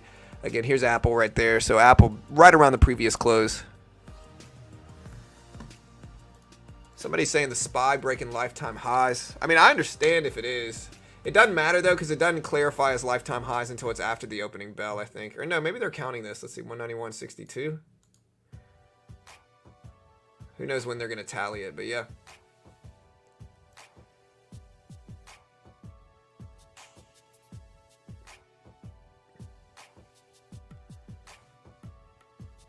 Yeah, so technically, SPY hasn't broken it because it's not during after hours. Or it's not during actual market hours. Calculate Apple PE now. Okay, let's take a look at Apple PE ratio. Apple had 218 EPS plus. Its PE ratio should have improved, especially with it dipping down some. So, I mean, again, value buyers, I'm not telling you what to do. I don't know what's going to happen. But, yeah, let's take a look. 126 plus 152. 642 yearly EPS for Apple. 642. Price is currently 183s.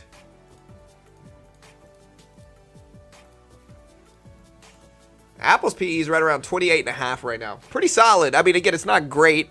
It's not like ideal, like 15. But it's still pretty good. It's still pretty good for the stock market right now, for the tech market. NVIDIA shooting up right now. Look at NVIDIA here on the left.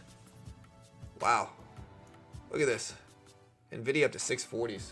Man, what a crazy year. Tech has gone absolutely obscene. Yeah, Apple's basically flat on the day. NVIDIA up to over 640s right now.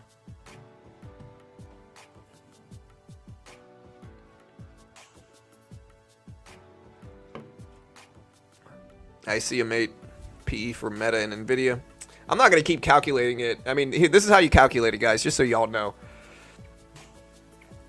You calculate it by adding up the last 4-quarter EPS and then dividing that number by the price of the stock, right? So if the 4-quarter EPS is 4, then the price of the stock is 100. You divide 100 by 4, and you get the PE ratio. You round it to the whatever you want to round it to. I round it to the nearest dollar, so 29 for Apple, 28.5 if you want to look at the percentage.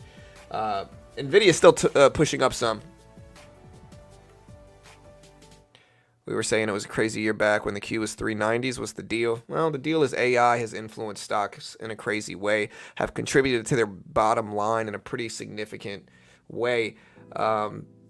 you know, and we see it in how much money they make. Like, we see it in how much money they make. Again, like, people hate on Nvidia probably the most, I would say. But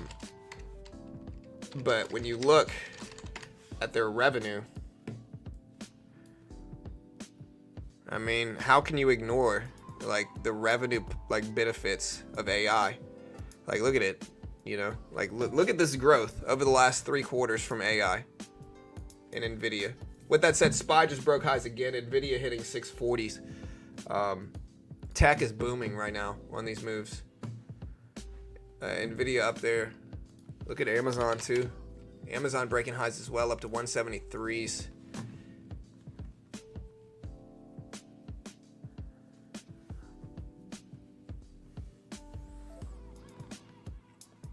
I mean, I would argue price to earnings is one of the more important metrics that you can look at for stocks, but there's a lot of other nuance to it, of course. It's not the end-all be-all, and it's very subjective. What I've found is when I wait for low PE companies to pull back heavily and I try to identify stocks that I think have good, like, longevity in markets, not trying to use big words, but good potential to stay safe long-term, less vulnerable companies. Yeah, I mean, that has treated me very well. But of course, it's all subjective. Value investing, dollar cost averaging is the best move long-term with, you know, whatever you want to do it in. Hey, nice Chris to the moon. Hey, we'll see. 9 minutes here, team. 9 minutes until the actual earnings call goes live. Look at Amazon still pushing here. What a crazy day. SPY up there too.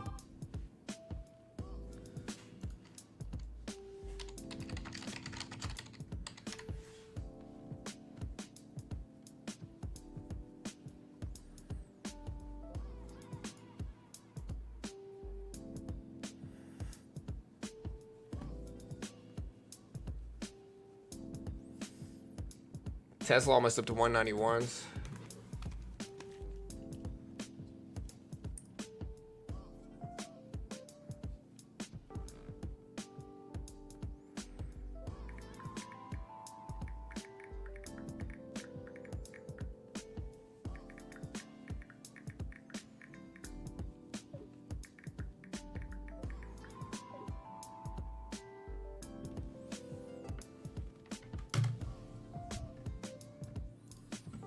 Could any of this be the government pushing AI trading machines to cover their deficit? I don't know. I doubt it. I think that, like, when we heard Jerome Powell speak yesterday, he was actually discouraging of AI. Like, he wasn't all about it. He didn't seem like he was a big adopter of AI. Tesla's still churning up here, guys. SPY at 492.60s. Apple's still slightly red on the day.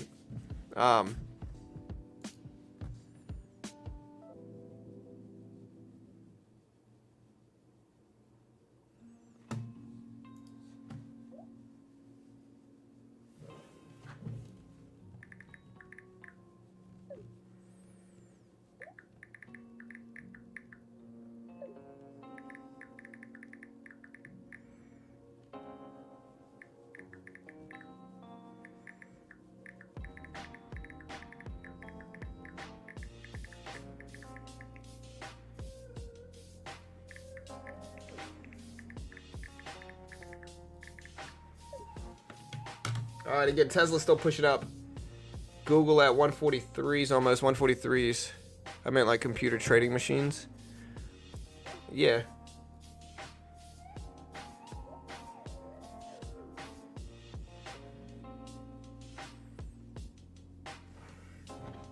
All right, guys. Hey, we got 6 minutes here. 6 minutes.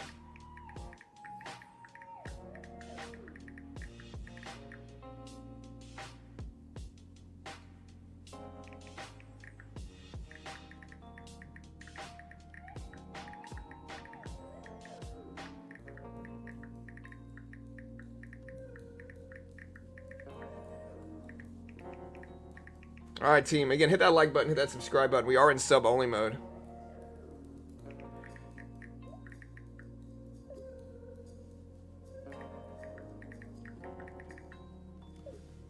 Sorry, my daughter's texting me right now. Apple going to 196. I hope so. Apple, again, PE ratio is even lower. PE ratio is even lower now. because it had good earnings, good EPS, and then dipped. Again, guidance is important, what the future looks like for them. I think if there's a big problem with Apple, it's simply that I think I've heard a lot of people talk about growth and what that looks like for Apple. I think technology has big bursts and then consolidation, slowdown periods, and big bursts of growth and then consolidation and slowdown periods. And I think as long as Apple can stay on the forefront of that technology growth, like they have been in phones, at least in mobile development, mobile phone development and growth and technology, I think they'll be fine. And I think, again, Apple's been very smart in how they've managed things. I think one of the things that you see Apple do is, again, I told you guys earlier, I could buy my daughter a brand new Samsung phone. She would never touch it. She would never want to use it. Again, Apple is very smart with how they market it to young people. You know, they are also very smart in how they program their phones and their operating systems to specifically identify when somebody doesn't have an Apple. Like if you're in a group chat, at least historically, I don't know if they fixed this, but if you're in a group chat, it'll make you a different, like your text bubble will be a different color if you don't have an Apple phone. And what that makes young people want to fit in. Young people want to fit in. That's just like an objective truth. Young people want to fit in for the most part. And so, yeah, Apple's been very smart about that. And I think Apple, as long as they can continue to be smart, they'll be fine as a company. And so for a low PE ratio, it's one of my favorite investments, Apple. So, yeah, kind of a crazy time again. Google at 143s.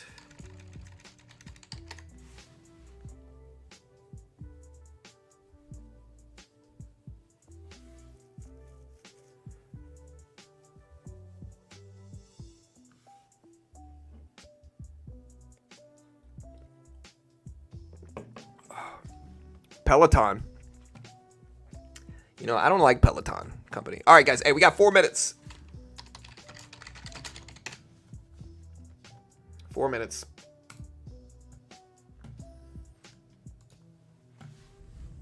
All right, here, let me turn my headphones off. Apple now technically green on the day. Coming back.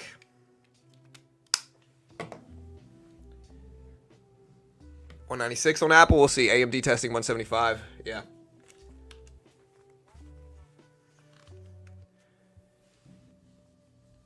Never understood the green text bubble thing. Here in Europe, everybody uses WhatsApp. I think Telegram is growing a lot more. Like, I deal with affiliates and sponsors and stuff like that through messaging apps like that. The one that I've seen growing a lot of prevalence over the last few years is Telegram. Telegram's gotten pretty big. You know, WhatsApp was a thing. I think it's slowed down some personally, but I don't know the numbers behind that. That's just my own interactions and usage of it.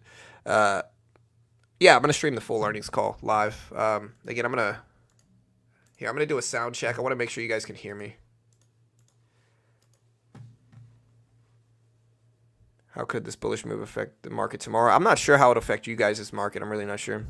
I'm a new subscriber. Would you like to share some signal? I don't know what anything's going to do, brother. Nobody does. The only signal I give you is that I have no idea. You know. No idea what markets are going to do. Not an investment professional. My channel's called Beginner Trading, bro. I don't know. Again, nobody knows what anything's going to do. Unless you know what they're going to say during the earnings call. Nobody knows. All right, can y'all hear the music? I just want to make sure the sound's coming through the speakers. Or your sound's coming through so y'all be able to hear the earnings call. We got 2 minutes here, team. 2 minutes.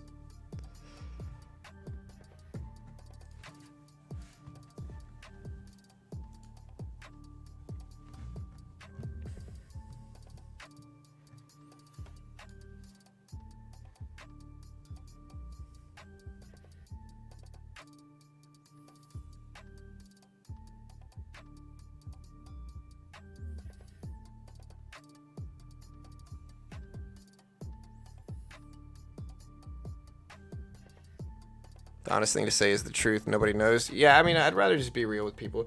Hey, we got a minute left, about a minute and 20 seconds. Amazon's still pushing up. Apple's starting to find some footing here, and it's over 185s.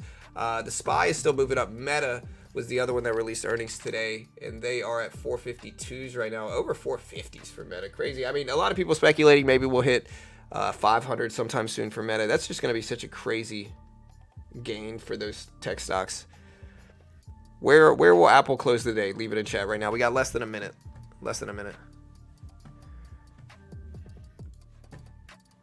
Let me mute the music real quick. Can y'all hear the music? Chat, can you hear the music? Please answer me. We got less than a minute. I gotta know. I'm pretty sure you can. Yeah. There's an effect on crypto. Maybe. There might be. Can you hear the music? No? Yes? Can hear. Yes, I can. Okay, thank you. All right. Now we're going to mute this.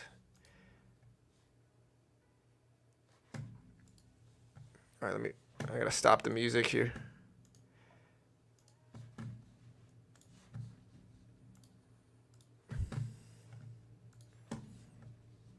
All right, team.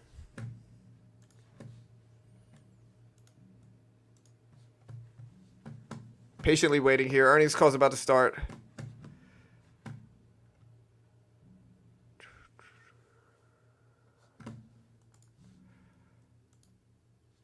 Where's this music coming from, dude? Oh, there it is. All right, I was about to say. All right, there we go. Okay.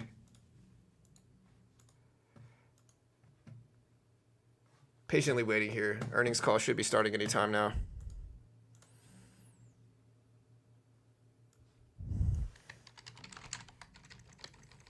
All right, team.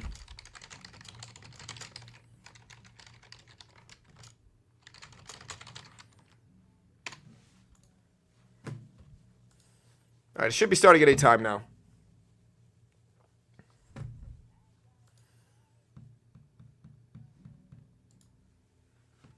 All right, here we go. Sound Good check. day, and welcome to the Aapl Q1 Fiscal Year 2024 Earnings Conference Call. Today's call is being recorded.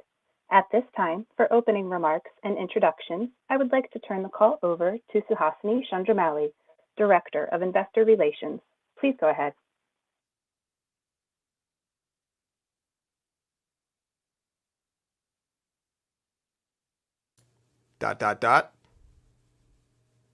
This is them, not me, guys. I don't know. They must have lost. Good day, and welcome to the Aapl Q1 Fiscal Year 2024 Earnings Conference Call. Today's call is being recorded. At this time, for opening remarks and introductions, I would like to turn the call over to Suhasini Chandramouli, Director of Investor Relations. Please go ahead. This is them, not me. ...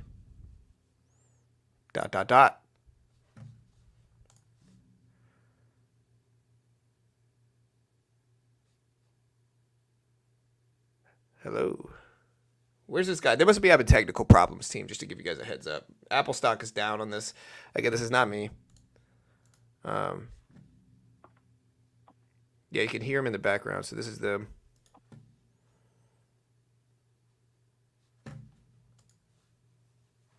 Weird. You hear the dots? They must be trying to connect back or something.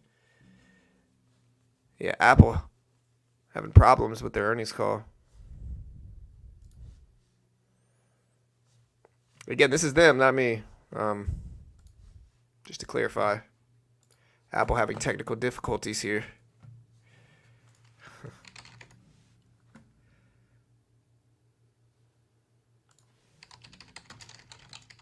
Alright, here, hold on, guys. Sorry, here's here. Now they're playing this. I'm sorry, guys. My bad, guys. Yeah, this is them. Again, they put on some cheesy home music.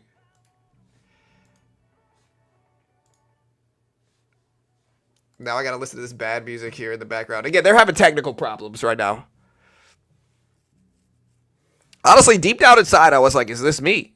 And then now when they put the whole music back on, I was really relieved to hear it, because now I realize, like, this is them struggling with Apple's earnings call.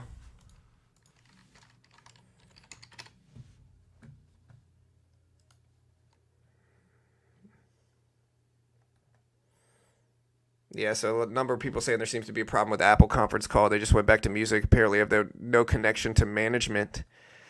Apple technology, ladies and gentlemen.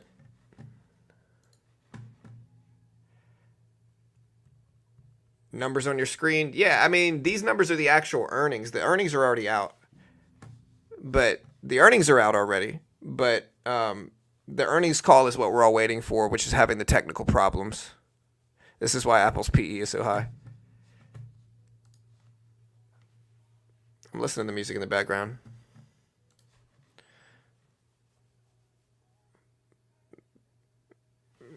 technical problems.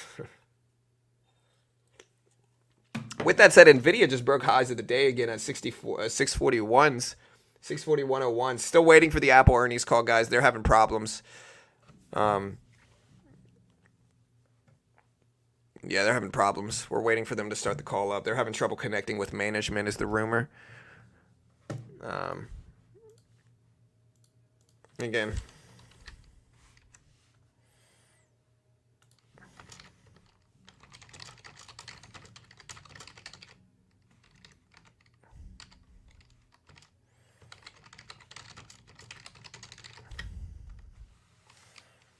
All right, we'll put this up on screen so people could see it. Again, they're having tech problems connecting with management.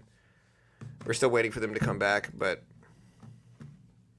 Apple having problems connecting.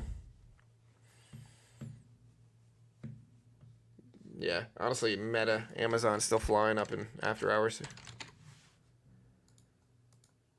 Meta at 451. Tesla still at 191s. All right, here we go. They're Good back, day, and welcome to the Apple Q1 Fiscal Year 2024 Earnings Conference Call. Today's call is being recorded. At this time, for opening remarks and introductions, I would like to turn the call over to Suhasini Chandramouli, Director of Investor Relations. Please go ahead. Sound check. Can y'all hear this? Y'all should be able to hear it. Come on. Come on, guys. Let's get the sound check right. You can do it.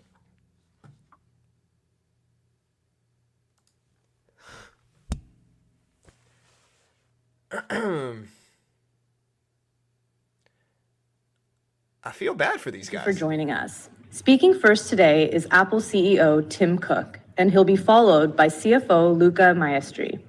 After that, we'll open the call to questions from analysts. Before turning the call over to Tim, I would like to remind everyone that the quarter we're reporting today included 13 weeks, whereas the quarter we reported a year ago included 14 weeks. Please note that some of the information you'll hear during our discussion today will consist of forward-looking statements, including, without limitation, those regarding revenue, gross margin, operating expenses, other income and expense, taxes, capital allocation, and future business outlook, including the potential impact of macroeconomic conditions on the company's business and results of operations. These statements involve risks and uncertainties that may cause actual results or trends to differ materially from our forecast. For more information, please refer to the risk factors discussed in Apple's most recently filed annual report on Form 10-K and the Form 8-K filed with the SEC today, along with the associated press release. Apple assumes no obligation to update any forward-looking statements, which speak only as of the date they are made. I'd now like to turn the call over to Tim for introductory remarks. Thank you, Suhasini. Good afternoon, everyone, and thanks for joining the call. Today, Apple is reporting revenue of $119.6 billion for the December quarter, up 2% from a year ago, despite having one less week in the quarter. EPS was $2.18, up 16% from a year ago, and an all-time record. We achieved revenue records across more than 24 countries and regions, including all-time records in Europe and rest of Asia Pacific. We also continue to see strong double-digit growth in many emerging markets, with all-time records in Malaysia, Mexico, the Philippines, Poland, and Turkey, as well as December quarter records in India, Indonesia, Saudi Arabia, and Chile. In services, we set an all-time revenue record with paid subscriptions growing double digits year over year. And I'm pleased to announce today that we have set a new record for our install base, which has now surpassed 2.2 billion active devices. We are announcing these results on the eve of what is sure to be an historic day as we enter the era of spatial computing. Starting tomorrow, Apple Vision Pro, the most advanced personal electronics device ever, will be available in Apple stores for customers in the US, with expansion to other countries later this year. Apple Vision Pro is a revolutionary device built on decades of Apple innovation, and it's years ahead of anything else. Apple Vision Pro has a groundbreaking new input system and thousands of innovations, and it will unlock incredible experiences for users and developers that are simply not possible on any other device. There's already so much excitement behind this product from reviewers, customers, and developers. They are praising everything from the incredible experience of watching a movie on a 100-foot screen to remarkable new machine learning capabilities like hand tracking and rune mapping. We can't wait for people to experience the magic for themselves. Moments like these are what we live for at Apple. They are why we do what we do. They're why we're so unflinchingly dedicated to groundbreaking innovation and why we're so focused on pushing technology to its limits as we work to enrich the lives of our users. As we look ahead, we will continue to invest in these and other technologies that will shape the future. That includes artificial intelligence, where we continue to spend a tremendous amount of time and effort, and we're excited to share the details of our ongoing work in that space later this year. Now let's turn to the results for the December quarter, beginning with iPhone. We're proud to report that revenue came in at $69.7 billion, 6% higher than a year ago. The iPhone 15 lineup has earned glowing reviews and been embraced by customers.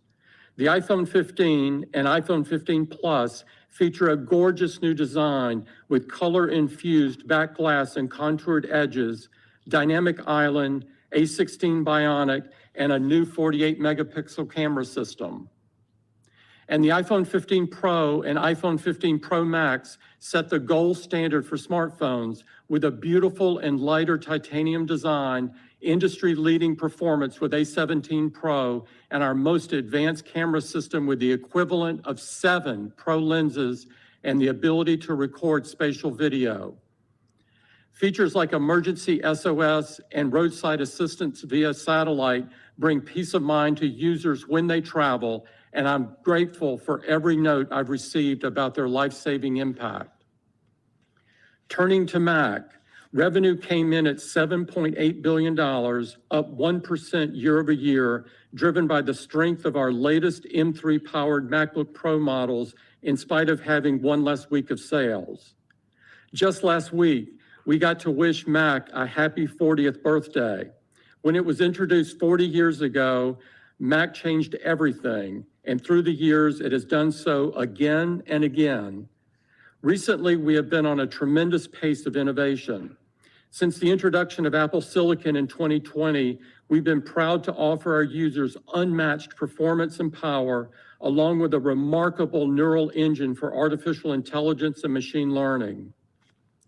This past fall, we had an amazing launch of the latest generation of Apple Silicon for Mac, M3, M3 Pro, and M3 Max. These chips break new ground in power and performance, empowering users to do more than they ever could before, whether they're making a musical masterpiece using the latest features in Logic Pro or beating their high score in a graphics-intensive game. A favorite among students, business owners, artists, and video editors, our MacBook Pro lineup is the world's best Pro notebook family. And iMac, the world's most capable and best-selling all-in-one, is now faster than ever thanks to M3. In iPad, revenue for the December quarter was $7 billion, down 25% year over year due to a difficult compare with the launch of the M2 iPad Pro and the 10th generation iPad during the December quarter last year and one less week of sales. iPad remains the most versatile, capable, and elegant tablet on the market today. It continues to be the go-to device for students, creatives, and more, with customers loving iPad's incredible combination of portability and performance. Powerful apps like Final Cut Pro and Logic Pro for iPad allow video and music creators to unleash their creativity in new ways that are only possible on iPad. iPad continues to push the boundaries of what's possible on a tablet. In wearables, home, and accessories, revenue came in at $12 billion, down 11% from a year ago due to a difficult compare with the launch timing of several products in this category and the impact of the 14th week last year. Across our latest Apple Watch lineup, we're enabling and encouraging our users to live a healthier day while making Apple Watch even more intuitive to use.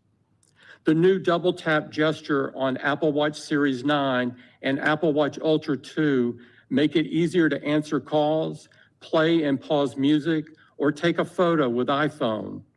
I've been deeply moved by the many touching stories about how features like irregular rhythm notification and fall detection helped Apple Watch users when they needed it most. And for the first time ever, users can choose a carbon neutral option of any new Apple Watch. Meanwhile, our AirPods lineup continued to be a holiday favorite. In services, we set an all-time revenue record of $23.1 billion, an 11% year-over-year increase. Because we had one less week this quarter, this growth represents an acceleration from the September quarter. And we achieved all-time revenue records across advertising, cloud services, payment services, and video, as well as December quarter records in App Store and Apple Care. Across our services, we're constantly growing our offerings to give users even more to love. With the redesigned Apple TV app, we've made it easier for subscribers to enjoy all their favorite shows, movies, and sports, including Apple TV Plus hits like Masters of the Air, Monarch, and Slow Horses. We're proud to be a part of Martin Scorsese's Killers of the Flower Moon, a film that has moved audiences and earned more than 200 accolades, including Best Film of the Year from the New York Film Critics Circle, 9 BAFTA nominations, a Golden Globe win, and 10 Oscar nominations, including Best Picture. Across all Apple TV Plus productions, we've now earned 2,050 award nominations and 450 wins since we've introduced the service. We're also excited to have a new season of Major League Soccer kicking off this month. We're looking forward to seeing Lionel Messi return to the field and to following all of our favorite teams in what is sure to be an incredible season. And we're counting down to the Apple Music Super Bowl halftime show featuring Usher. Turning to retail, in recent months, we opened 3 stores, including our 100th store in Asia Pacific. Throughout the holidays, our team members pulled out all the stops to help customers find the perfect gift.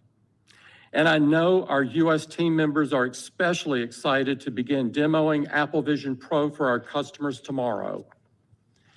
At Apple, we live and breathe innovation. We are driven to pioneer new technology that can enrich our customers' lives. And we're just as intentional about showing up with our values and being a force for good in the world. February is Black History Month, and to honor it, we've launched our new Black Unity collection, which includes the Black Unity Sport Loop Band. This year's designs reflect a lasting commitment to working toward a more equitable world. We also continue to do essential work through our Racial Equity and Justice Initiative, and we're proud to continue providing grants to organizations that are making a real impact in the world. In recent months, we've also taken significant strides in our environmental work. We're partnering with suppliers to bring more clean energy online for Apple production. We're using more recycled materials than ever before and more energy efficient transportation than ever before. And each day we are taking more and more steps toward becoming 100% carbon neutral across all of our products by 2030. Apple is a company that has never shied away from big challenges. That's because we are grounded by a deep sense of purpose and guided by a core belief in the transformative power of innovation. And so we are optimistic about the future, confident in the long term, and as excited as we've ever been to deliver for our users like only Apple can. With that, I'll turn it over to Luca. Thank you, Tim, and good afternoon, everyone. Revenue for the December quarter was $119.6 billion, up 2% from last year. During the December quarter a year ago, 2 unique factors affected our results. First, we had an additional week in the quarter, and second, we had COVID-related factory shutdowns that limited iPhone supply. We estimate that the net impact of these two factors resulted in a 2 percentage point headwind to our revenue performance this quarter. We set all-time revenue records in Europe and rest of Asia Pacific and continue to see strong performance across our emerging markets, with double-digit growth in the majority of the emerging markets we track.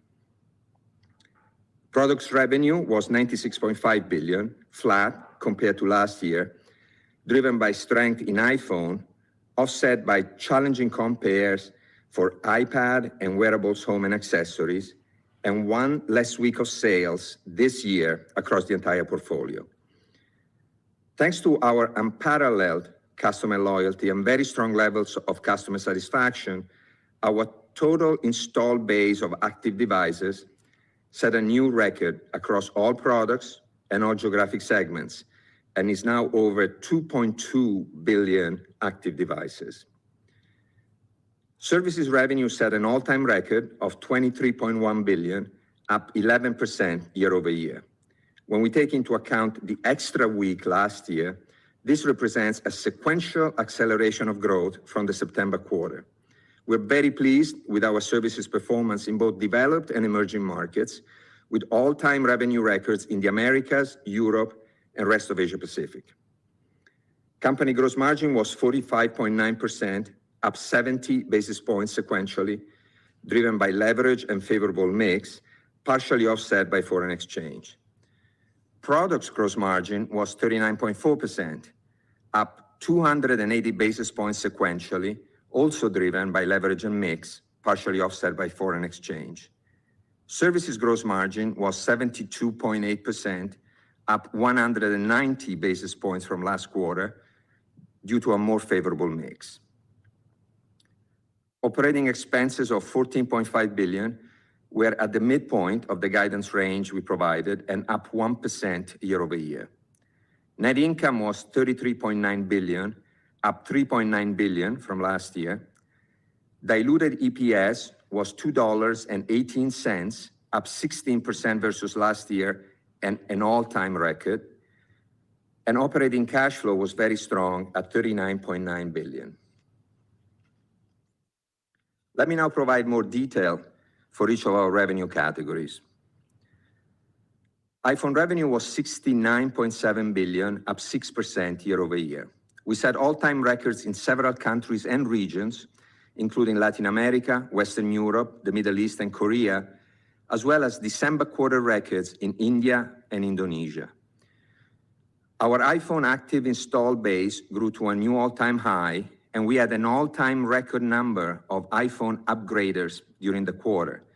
Customers are loving the new iPhone 15 family, with the latest reports from 451 Research indicating customer satisfaction of 99% in the US. In fact, many iPhone models were among the top-selling smartphones around the world during the quarter.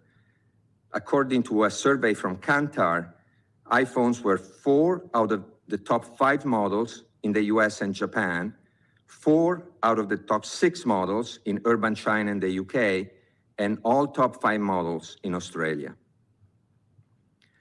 Mac generated revenue of $7.8 billion and returned to growth, despite one less week of sales this year. This represents a significant acceleration from the September quarter, when we faced a challenging compare due to the supply disruptions and subsequent demand recapture we experienced a year ago. Customer response to our latest iMac and MacBook Pro models powered by the M3 chips has been great, and our Mac installed base reached an all-time high, with almost half of Mac buyers during the quarter being new to the product. Also, 451 Research recently reported customer satisfaction of 97% for Mac in the US. iPad was $7 billion in revenue, down 25% year over year. iPad faced a difficult compare because during the December quarter last year, we launched the new iPad Pro and iPad 10 generation, and we had an extra week of sales. However, the iPad installed base continues to grow and is an all-time high, with over half of the customers who purchased iPads during the quarter being new to the product.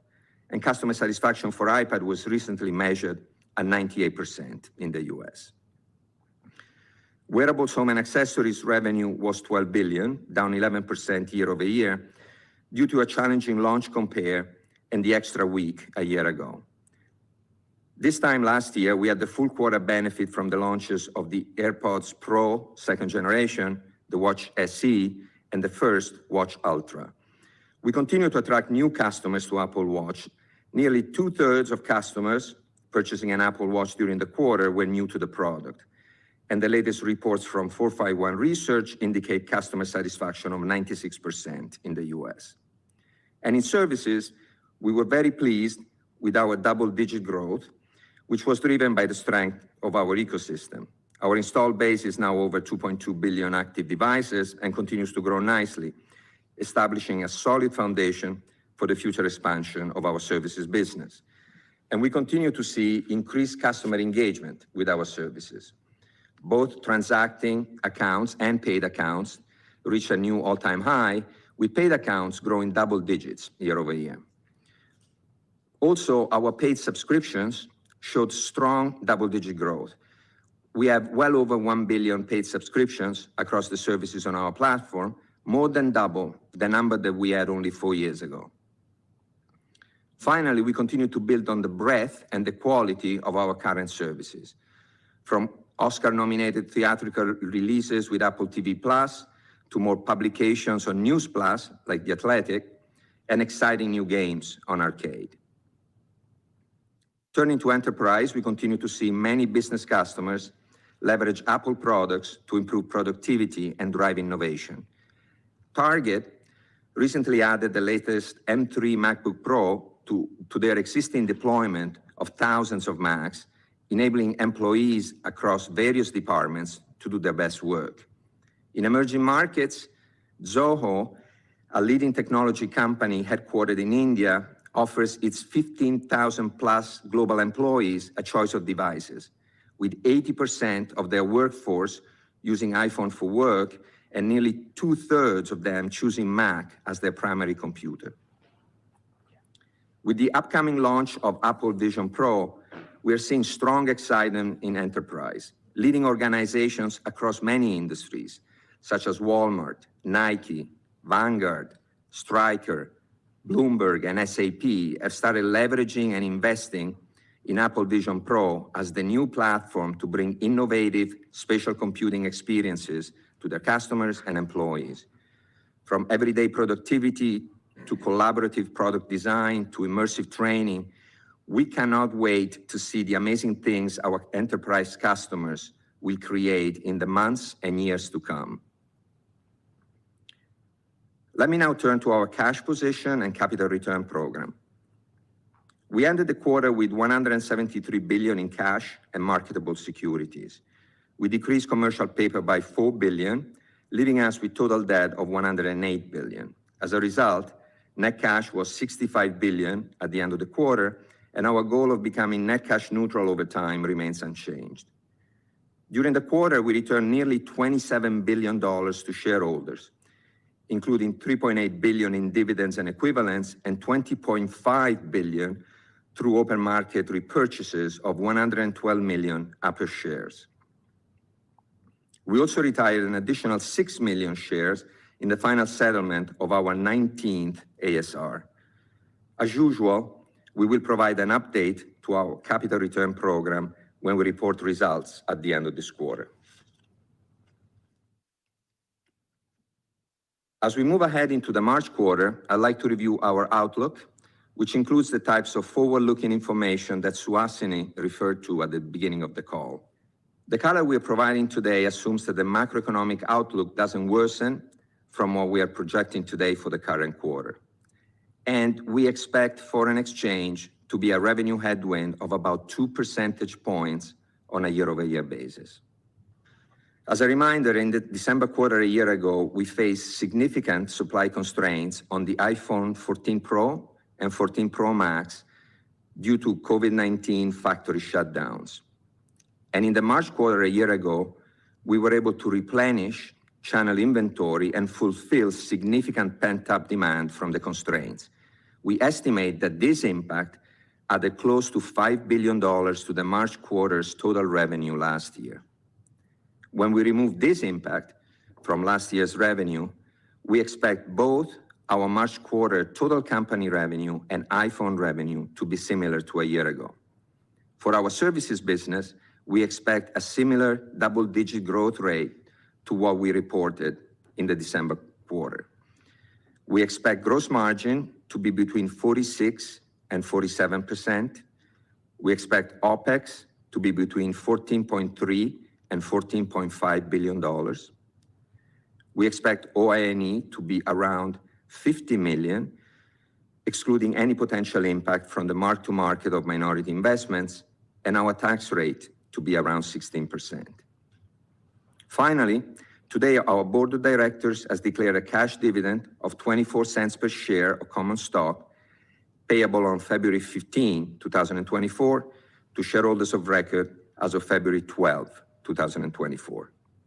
With that, let's open the call to questions. Thank you, Luca. We ask that you limit yourself to 2 questions. Operator, may we have the first question, please? Certainly. We'll go ahead and take our first question from Erik Woodring with Morgan Stanley. Please go ahead. Hey guys, good evening. Thank you for taking my questions. I have 2, and congrats on the nice quarter here. Luca, maybe if we start with you, can you unpackage some of the services drivers a bit for us? Obviously, really nice outperformance in the December quarter versus your expectations. A record gross margin implies your higher margin businesses were likely the sources of outperformance. But can you maybe just clarify a bit how we should think about services growth for the March quarter, and then speak to some of those underlying drivers, in the December quarter, and then in the March quarter, what the different puts and takes would be. And then I have a follow-up, please. Thank you. Thanks, Eric, for the question. Let's start with the December quarter. As we said, up 11%, $23.1 billion is an all-time record for us, with all-time records in the Americas, in Europe, and the rest of Asia Pac. So it was pretty broad-based geographically and very strong across all the services categories because we had all-time revenue records for cloud, for payments, for video, and for advertising, and December quarter records for the App Store and for Apple Care. Obviously, last year we had an extra week, so the 11% is stronger than the underlying performance is stronger than the 11% that we have reported. I think the entire ecosystem is doing well because we continue to see growth and new all-time highs in both transacting accounts and paid accounts, which is obviously very important. And paid subscriptions continue to grow strong double digits. Just as a reference, we have more than 1 billion paid subscriptions across all the services on our platform. This is more than double the number of paid subscriptions that we had only 4 years ago. So obviously, very significant growth there. What I said during the prepared remarks around the March quarter, I mentioned that we will continue to grow double digits at a percentage that is similar to what we reported for the December quarter.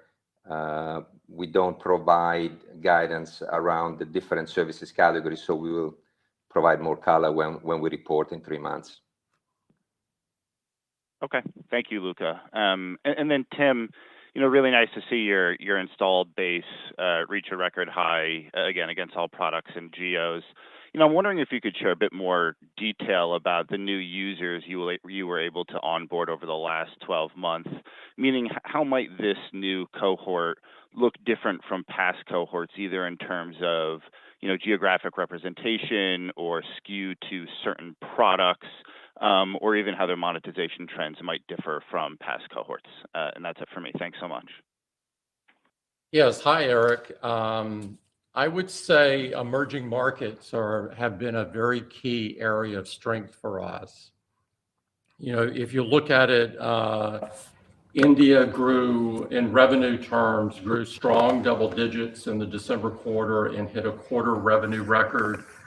The other emerging markets like Indonesia also hit a quarterly record.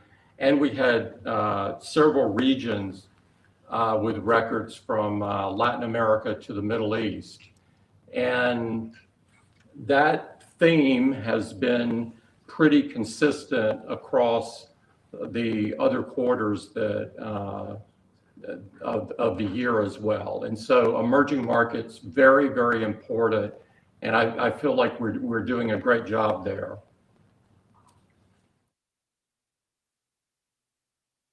Thanks, Eric. Operator, can we have the next question, please? Our next question is from Mike Ng with Goldman Sachs. Please go ahead. Hey, good afternoon. I just have two questions as well. First on services, just on the outlook for the March quarter for a similar double-digit growth rate as the December quarter. I'm just wondering why won't it be potentially faster, given that the December quarter obviously had a headwind from the extra week comp, and I'd also think that some of the pricing uplifts on select Aapl One services that were implemented last winter should help in the March quarter. Any additional thoughts there would be great in terms of what some of your assumptions are, and then I have a quick follow-up. Yeah, we'll see how the quarter develops. I would point to two things. One is the fact that we mentioned that we expect a couple of points of negative foreign exchange in the March quarter, and foreign exchange was essentially flat for us in the December quarter. So you've got a bit of a headwind there. And then when you look at the progression of our services business over the last few quarters, the compares for March are slightly more difficult than the compares for December. Great. Thank you, Luca. And then my second question, it was very interesting to hear about some of the enterprise customer investments into Vision Pro. Could you maybe just talk about some of the efforts to support the Vision Pro developer ecosystem? And it was also good to hear about the potential upcoming announcements on AI. So any thoughts there would also be helpful. Thank you. Yeah, hi. We are incredibly excited about the enterprise opportunities with Vision Pro. I've seen several demos from different companies. Luca mentioned several in his opening remarks, but Walmart has a very cool merchandising app. There are firms that are doing design collaboration apps.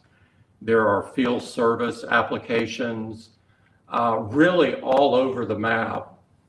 There are applications that for control center, command center kind of things.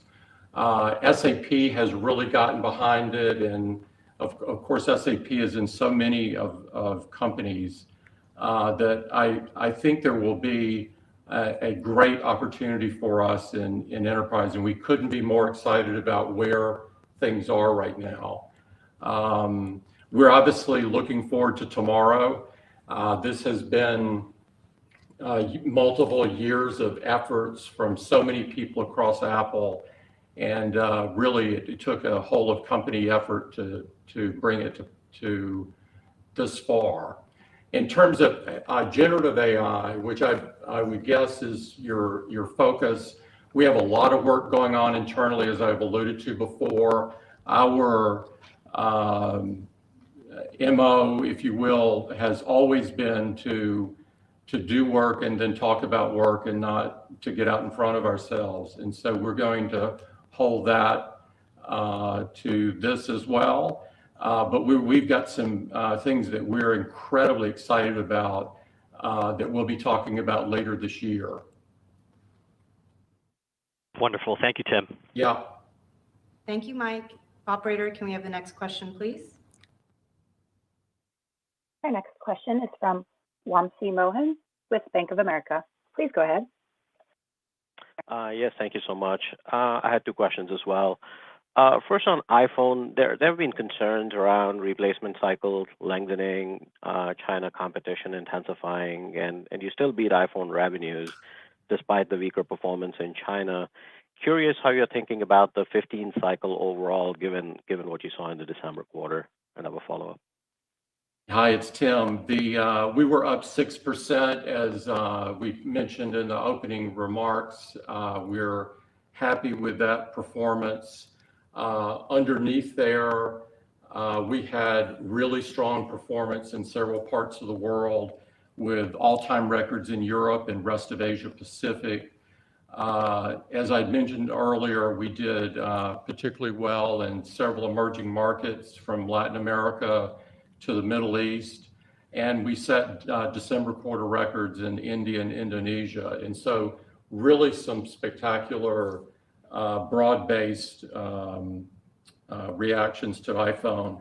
We also importantly set an all-time record worldwide for iPhone upgraders. And the install base hit a new all-time high consistent with our overall devices. And so there's a lot of good things. Luca mentioned in his opening comments that iPhones were 4 out of the top 5 smartphone models in the US and Japan, and 4 out of the top 6 in urban China and the UK, and all top 5 in Australia. And the customer satisfaction level for iPhone 15 hit 99%. If you look at iPhone 15 since the announcement of it and shipment in September, so this is including some of Q4, and you compare that to iPhone 14 over the same period of time, iPhone 15 is outselling iPhone 14. And so we feel very good about that. And the upgraders hitting a record is particularly exciting for us. Great, thank you, Tim. And as a follow-up, obviously you're just launching the Vision Pro, and it's an entirely new category. It's a price point that's a much higher starting price point relative to most of your other, probably over the last decade, product introductions. But just wondering, how would you measure the success of Vision Pro over time, and which Apple products adoption curve would you look at as potentially the most similar? And is there a way in which we could think Vision Pro could eclipse maybe something like the iPad in revenue over time? Thank you. You know, each product has its own journey, and so I wouldn't want to compare it to any one in particular. I would just say we couldn't be more excited internally. We've gotten an incredible amount of excitement from developers and from customers that can't wait till tomorrow to pick up their units. And we're incredibly proud to be able to demo the unit in so many of our stores in the US starting tomorrow for people that want to check it out. And so we'll see and report the results of it in the wearables category that you're familiar with. I think if you look at it from a price point of view, there's an incredible amount of technology that's packed into the product. There's 5,000 patents in the product, and it's of course built on many innovations that Apple has spent multiple years on, from silicon to displays, and significant AI and machine learning, all of the hand tracking, the room mapping, all of this stuff is driven by AI. And so we're incredibly excited about it. I can't wait to be in the store for tomorrow and see the reaction myself. Thank you so much, Tim. Thanks, Wamsi. Operator, we'll take the next question, please. Our next question is from Amit Daryanani with Evercore. Please go ahead. Yep. Good afternoon. I have two as well. I guess first off, I was hoping you could talk a little bit about what are you seeing in China right now. I think from a geographic basis, it was one of the few places that was down double digits while everything else was growing. So I'm hoping you spend a bit of time discussing what are you seeing there from a competitive perspective and more importantly, from a demand perspective in China.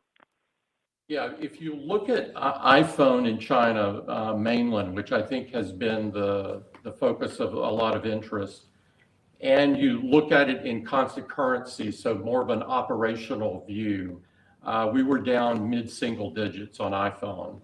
And so it was the other things that drove the larger contraction year over year.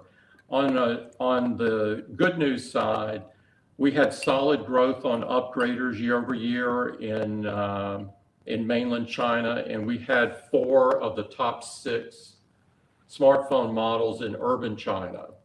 Also, IDC just put out a note that you may have seen that where we were the top brand for the full year and for the December quarter.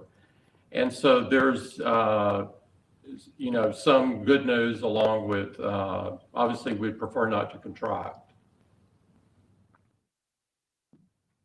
Fair enough. And then, as a follow-up, that you folks have implemented a fair bit of changes around the App Store in Europe post the DMA implementation there. Can you just touch on what are some of the key updates? And then, Luca, does the net of it all, do you see it having any significant impact financially to your services or the broader Apple P&L statement? Thank you. Yeah, let me try to answer a little bit of both, and then Luca can add some comments to it.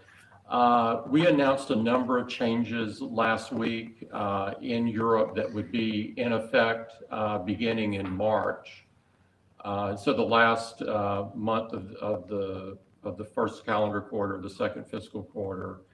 Those are some of the things that we announced include alternate billing opportunities, alternate app stores or marketplaces, if you will. We're also opening NFC for new capabilities for banking and wallet apps. And so these are some of the things that we announced. If you think about what we've done over the years is we've really majored on privacy, security, and usability. And we've tried our best to get as close to the past in terms of the things that people love about our ecosystem as we can, but we're going to fall short of providing the maximum amount that we could supply because we need to comply with the regulation. And so in terms of predicting the choices that developers and users will make, it's very difficult to do that with precision. And so I will see what happens in March. Yes, and Amit, as Tim said, these are changes that we're going to be implementing in March. A lot will depend on the choices that will be made. Just to keep it in context, the changes apply to the EU market, which represents roughly 7% of our global App Store revenue. Perfect. That's a really good perspective to have. Thank you very much. Thank you, Amit. Operator, can we have the next question, please? Our next question is from Aaron Rakers with Wells Fargo. Please go ahead. Yeah, thanks for taking the question. I have two as well, as you'd imagine. I guess the first question I want to just ask and maybe unpack a little bit more, just remarkable trends that we're seeing in your product gross margin specifically. So I'm curious as we look forward, I guess on this last quarter, were there any kind of benefits you're seeing from like just the purchase component, obligations that you put in place, let's say a year ago, and that flowing through? And, how are you thinking about the component pricing environment, as we think about that gross margin into the March quarter and looking forward? Yes, on the product side, and then maybe I'll make a comment in total for the company. On the product side, our gross margins increased sequentially 280 basis points, so obviously a very significant increase.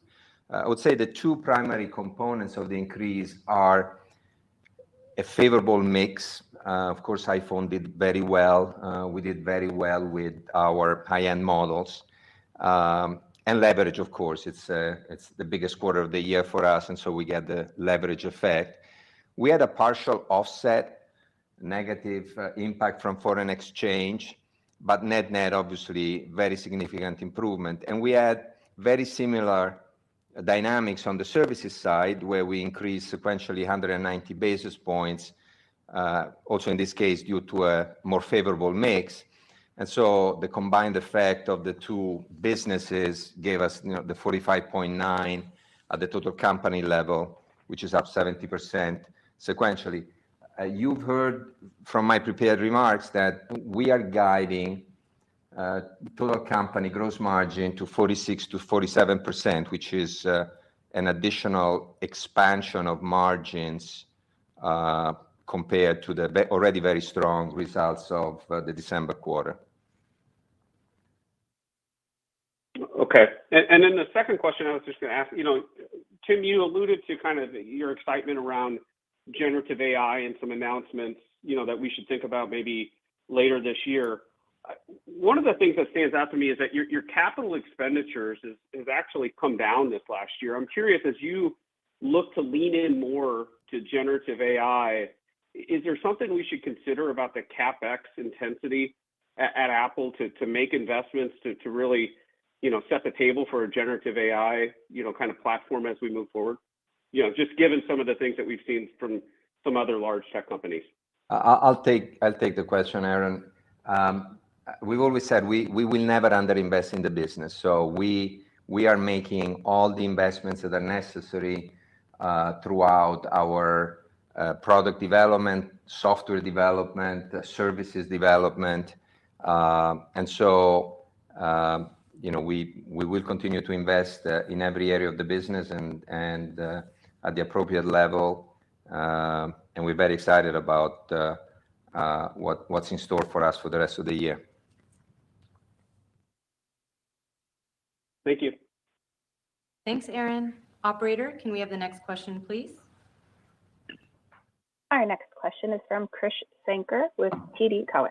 Please go ahead. Yeah, hi. Thanks for taking my question. I have two of them. First one for Luca, a clarification on the question. The $5 billion impact in March quarter, is that for product revenue or is that total company revenue? And along the same path, you highlighted the strong gross margins, and I understand last year some of the commodity costs were deflationary, but it looks like it's going to be inflationary right now. And also you've done some of the, Mac conversions, the silicon conversions. So I'm just trying to figure out how much juice is there more to squeeze on the gross margin side. And then I'll follow up for Tim. Yeah, so the first part of the question was around, the $5 billion. The $5 billion, as I mentioned, a year ago we had this disruption of supply on iPhone 14 Pro and Pro Max because of the factory shutdown due to the COVID-19 situation. And so essentially there was pent-up demand as we exited the December quarter that got fulfilled, and we also did the channel fill associated with it during the March quarter. So the close to $5 billion that I mentioned is entirely related to iPhone. On the gross margin side, obviously we are at very high levels of gross margin. And I'll repeat what I said before. We've had, good expansion over the last few quarters, and now we are guiding to 46 to 47%. And that takes into account everything that is going on, which is the commodity environment, which is the foreign exchange situation, and obviously the product and services mix. And the outcome of this is the guidance, which obviously is very strong, and we're very happy with it. Thanks a lot, Luca. And then a follow-up for Tim. Tim, it is very interesting to hear your comments on enterprise. And historically, Apple has been a consumer-centric company. And now with Vision Pro, Max, etc., penetrating more into the enterprise, I'm kind of curious how to think about Apple of the future. Would it still be consumer-centric, or do you think it's going to be more enterprise-focused also as we get into the future? Thank you very much. We've really concluded that we can do both. That if you look at it, what has happened over the last several years is that employees are in a position in many companies to choose their own technology that is the best for them. And so it sort of took some of the central command from the traditional company and decentralized the decision making. That is a huge advantage for Aapl because there's a lot of people out there that want to use a Mac. They're using a Mac at home. They'd like to use one in the office as well. iPad has also benefited from that. Vision Pro, it's when you look at the ton of use cases, I mean, we're starting with 1 million apps and 600 plus that are have been designed particularly for Vision Pro. When I look at what is coming out of enterprise, it's some of the most innovative things I've seen come out of enterprise in a long time. And so I think there's like there is for the Mac and iPad, and of course iPhone has been in enterprise since the early days of iPhone. I think there's a nice opportunity there for Vision Pro as well. Great. Thanks a lot, Tim. Very interesting to hear. Yeah. Thank you. Thank you, Krish. Operator, can we have the next question, please? Our next question is from David Vogt with UBS. Please go ahead. Great. Thanks, guys. And I have two questions as well. So, Tim and Luke, I appreciate the strength in the emerging markets like India and the other names that you kind of listed on the call, but can you kind of maybe spend some time on the Americas? Obviously, that was relatively flat. You touched on China, but what are you seeing in that market from the carriers here in the States? And is the sales cycle elongating or the replacement cycle elongating? And in your view, what has to change to kind of maybe reaccelerate that business in the Americas, particularly in the iPhone business? And then on sort of, I just want to make sure I understand sort of the guide. So when I think about the $5 billion pull forward last year in the March quarter from a channel fill perspective, even if I back that out last quarter or I back it out this quarter, the March quarter, this would be sort of the softest quarter since the COVID pandemic. Obviously, I know the Americas, as I just touched on, is a little bit softer in China, which you cleared up earlier. But, how do you think about the differences in sort of the macro conditions by region? And again, do you have a sense for, are we nearing a trough from a macro demand perspective, or how long do you think this particular, weakness persists? Thanks. Let me take the first part of your question about Americas. If you look at the U.S., which is obviously drives the vast majority of the revenue in Americas, we grew in the December quarter from an iPhone business point of view, and the install base hit an all-time high. If you look at the replacement cycle, it's very difficult to measure the replacement cycle at any given point. And so what we focus on internally a lot is the active install base and obviously the sales over usually a cycle. And we feel better about those things. If you look at who's selling what in the U.S., the iPhone is 4 out of the top 5 selling smartphones in the U.S. And of course, the customer satisfaction in the U.S., as we alluded to earlier, is 99%. So we feel very, very good about what our position is in the U.S. And I would add to that, keep in mind, obviously, the extra week that we had a year ago that obviously makes the compare more a bit distorted. On the March quarter guide, I would point to you that obviously the COVID years had a lot of, let's say, turmoil in it, a lot of volatility that typically you wouldn't see. If you look at our sequential progression from December to March this year versus pre-COVID, versus like a more normal environment, it's actually stronger than those years. Got it. Thanks, guys. Thank you, David. Operator, can we have the last question, please? Thank you. Our last question is from Ben Reitzes with Melius Research. Please go ahead. Yeah, hi, thanks. Appreciate it. Two questions if I can sneak them in. Just wanted to clarify on China, Tim. Well, I think last quarter you still thought it was a growth market. Obviously, you know that there's some concerns with the recently and given what we saw in the quarter. Is there something that we can, kind of point to where, you feel that market can resume growth in the future? And wondering if you're still upbeat about that prospect. And then I just have a quick follow-up. Ben, we've been in China for 30 years, and I remain very optimistic about China over the long term. And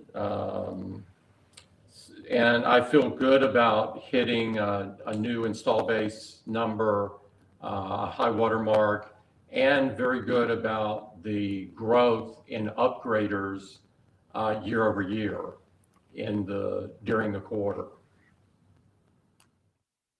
Great, thanks, Tim. And just in terms of AI, I know you're not going to talk about your plans, but are you a believer in the edge thesis that AI and processing on smartphones and devices like yours is going to have a huge role in AI and AI apps, and that it's something you guys can take advantage of? Let me just say that I think there's a huge opportunity for Apple with Gen AI and AI. And without getting into more details and getting out in front of myself. Thanks, Tim. Yep. Thanks, Ben. All right. Thank you, Ben. A replay of today's call will be available for 2 weeks on Apple Podcasts. All right, guys. So that is it for the Apple earnings call. Apple at 180s. Not the biggest dip, but definitely a negative reaction to the earnings call. Apple seems to be down a couple % on today's earnings call. We'll see if it bounces back. Remember, tomorrow, guys, we do have non-farm employment and payroll numbers. If you haven't already, check out Top Step. If you want to day trade futures, if you want to day trade at all, you should be trading futures. There's no PDT in futures. You can day trade the S&P 500, the NASDAQ, gold, currencies in some areas. Patterns are very similar to blue chip patterns. If you look at Meta and the S&P 500, they're going to look very similar. But you can day trade the E-mini S&P 500 in futures, no PDT rule. Top Step gives you a demo, and they test your skill. And in my opinion, it's the best of both worlds because if you put up thousands of dollars yourself as a new day trader, you're probably going to lose. But Top Step, you can limit that risk, and if you pass it, you still get 90% split. What they do is they give you a demo, and they test your skill. It's very cheap. It's like $49 for the base one. The top one's only $150.